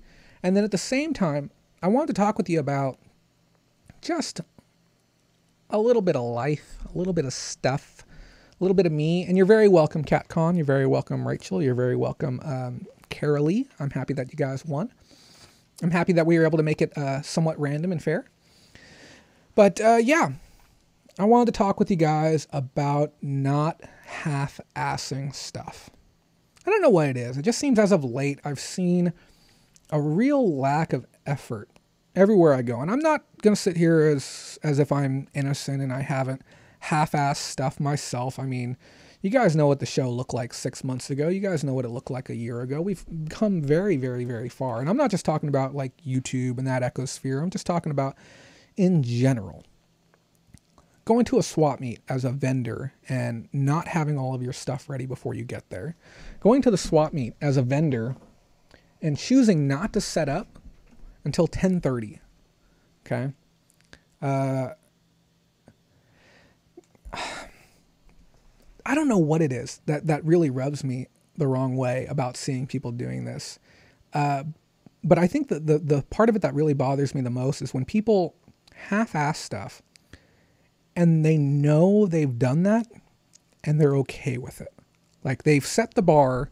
So here's where it should be. And they've set it here and they've achieved this and they're okay with it, knowing, very well knowing that that's where they're supposed to be. This is where they should be if they really care about the project and the process. And I felt that way a little bit myself. And thank you, Cheesehead Treasures. Have a great night. I really appreciate the super chat from earlier as well. But I don't know. It rubs me wrong knowing that people accept that minimum of passable and acceptable level of work and effort. And it frustrates me to no end, especially when I try and help people that are in these positions. But they're okay with not doing enough. And my message to you guys today is to try and be mindful of the amount of time that you spend with people who accept substandard work and a substandard performance. I always tell people you are going to be what you circle yourself with. If you decide that you want to spend all your time and you want to circle yourself with nothing but drug dealers, guess what? You're going to end up turning into a drug dealer. okay, where you spend all your time with potheads, and I'm not saying pot's bad. I smoke in the evening from time to time. What I'm saying, though, is that if you surround yourself with these types of people, you in turn will eventually become that type of person as well. If you surround yourself with successful people and you take time to engage in content that motivates you to be a better person, you're going to be a better person. Me as a rock climber, I found myself like really just kind of going through the motions as of late. And I found that when I started putting myself around people who were much better than me, that really pushed and propelled me to be better, that I ended up seeing new levels of success in an area where I had found myself being very stagnant. And the same thing's true of reselling. The same thing is true of content creation. You really want to push hard to get yourself to that next level, because I can promise you the rewards are going to be worth it. I've seen so much of people putting in a part-time effort and expecting a full-time result. And unfortunately, some people get that. They get a full-time result for their part-time effort, and they believe that that is okay. Now, I understand that each person's definition of trying your hardest is going to be different. It's a very subjective thing. You can tell me, I've done my absolute hardest today. I have listed 5 items. This is everything I got. And you know what? You could be very much so telling me the truth. 2 years ago, I would have said, no, you got to do more. You got to try harder. You got to make it happen. But you very much could be telling me the truth. Each person's limitations and capabilities are a bit different. Okay, and I definitely don't hold anything against people who are genuinely and truly saying they're trying their hardest. But there's a large group of people who really aren't doing that, and they're saying they're putting in the effort and they're not. So what I say to you this week, guys, look at something that you may have been doing, okay, where you can sit back and you say, you know what? I haven't given it my all. I haven't tried as hard as I could. I looked at my video editing, the work that I've been doing. I've looked at my show and what I've been doing. In the last 2 weeks, I've committed 100 hours to this production. That's why everything looks better. I knew I was half-assing it. I knew I wasn't giving it my all. And it's the connection that I've developed with you that has made me want to try harder. The fact that you guys believe in me and that YouTube finally believes in me and they've approved my monetization, that I've felt now more than ever motivated to give 100%. But it was foolish of me, and I should have started it sooner. But I'm 100% on board. I'm going to commit to this process. I'm going to commit to this experience of being a content creator. And I ask that you this week look at something that you've done where you've convinced yourself that you've given 100%. Because here's the biggest thing. I can tell you a lie right now as to why the show hasn't been good, and that why it was bad a month ago or 2 months ago or 3 months ago. And I can give you a lie that is so robust that not only will you believe it, but you will say it back to me and I will believe it. I've just been far too busy with exercise, far too busy with my other job. I've just been so busy with family. I haven't had the time to do it. And I always throw this back and I say, well, you can tell me what happened on Game of Thrones the other night, can't you? Well, you could have committed the time. Well, we come up with these grandiose excuses and then people tell them back to us. They say, oh yeah, no, I completely understand. You got family, you got priorities, you got things you got to do. You got TV shows you want to catch them on. I understand. Yeah, no, it's fine. Give me half effort. That's okay. And people will tell you the stories back and you start believing it. You start saying, yeah, he's right. He's right. That's why I don't have time. And it starts cementing it in. So this week I ask, try and find something that you've come short on and give it more. Maybe not double up. Give it another 10%, 20%, 30% more. Try a little bit harder. Okay. And come back and talk with me about it. Talk with me about it at the end of the week and, let me know. Did you have success doing what you were doing? Were you able to get more out of it? Did you see the fruits of your labor? And that's what this is all about. This whole community. It's about each and every person maximizing their potential within a field that we are so fortunate to be a part of.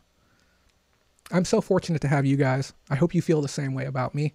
This has been the Sunday Reseller Roundup for March 31st, 2019. And if you guys have seen the outro before, someone made a comment. They said, hey, could you spice up the outro a little bit? Sure. I made it extra spicy. Thanks so much, everyone, for watching tonight. If you have any questions, sandbagging for next week, I'll be back. I'll see you on Sunday. It's going to be the 6th or the 7th. Stick around for this outro. It's fun. It's cute. And again, Thank you, Goose. Thank you, Cheesehead. Thank you, Donna. Thank you, Prairie Grit. Thank you. Who else do we got? I thank everyone. I thank you all. Thank you so much for everything. Have a wonderful week. And I'll see you on Wednesday. We're premiering our show, 5 p.m. I'll see you guys then. Have a wonderful night, and thank you so much for everything. Well, hello to you. Thank you for coming to my brand new outro.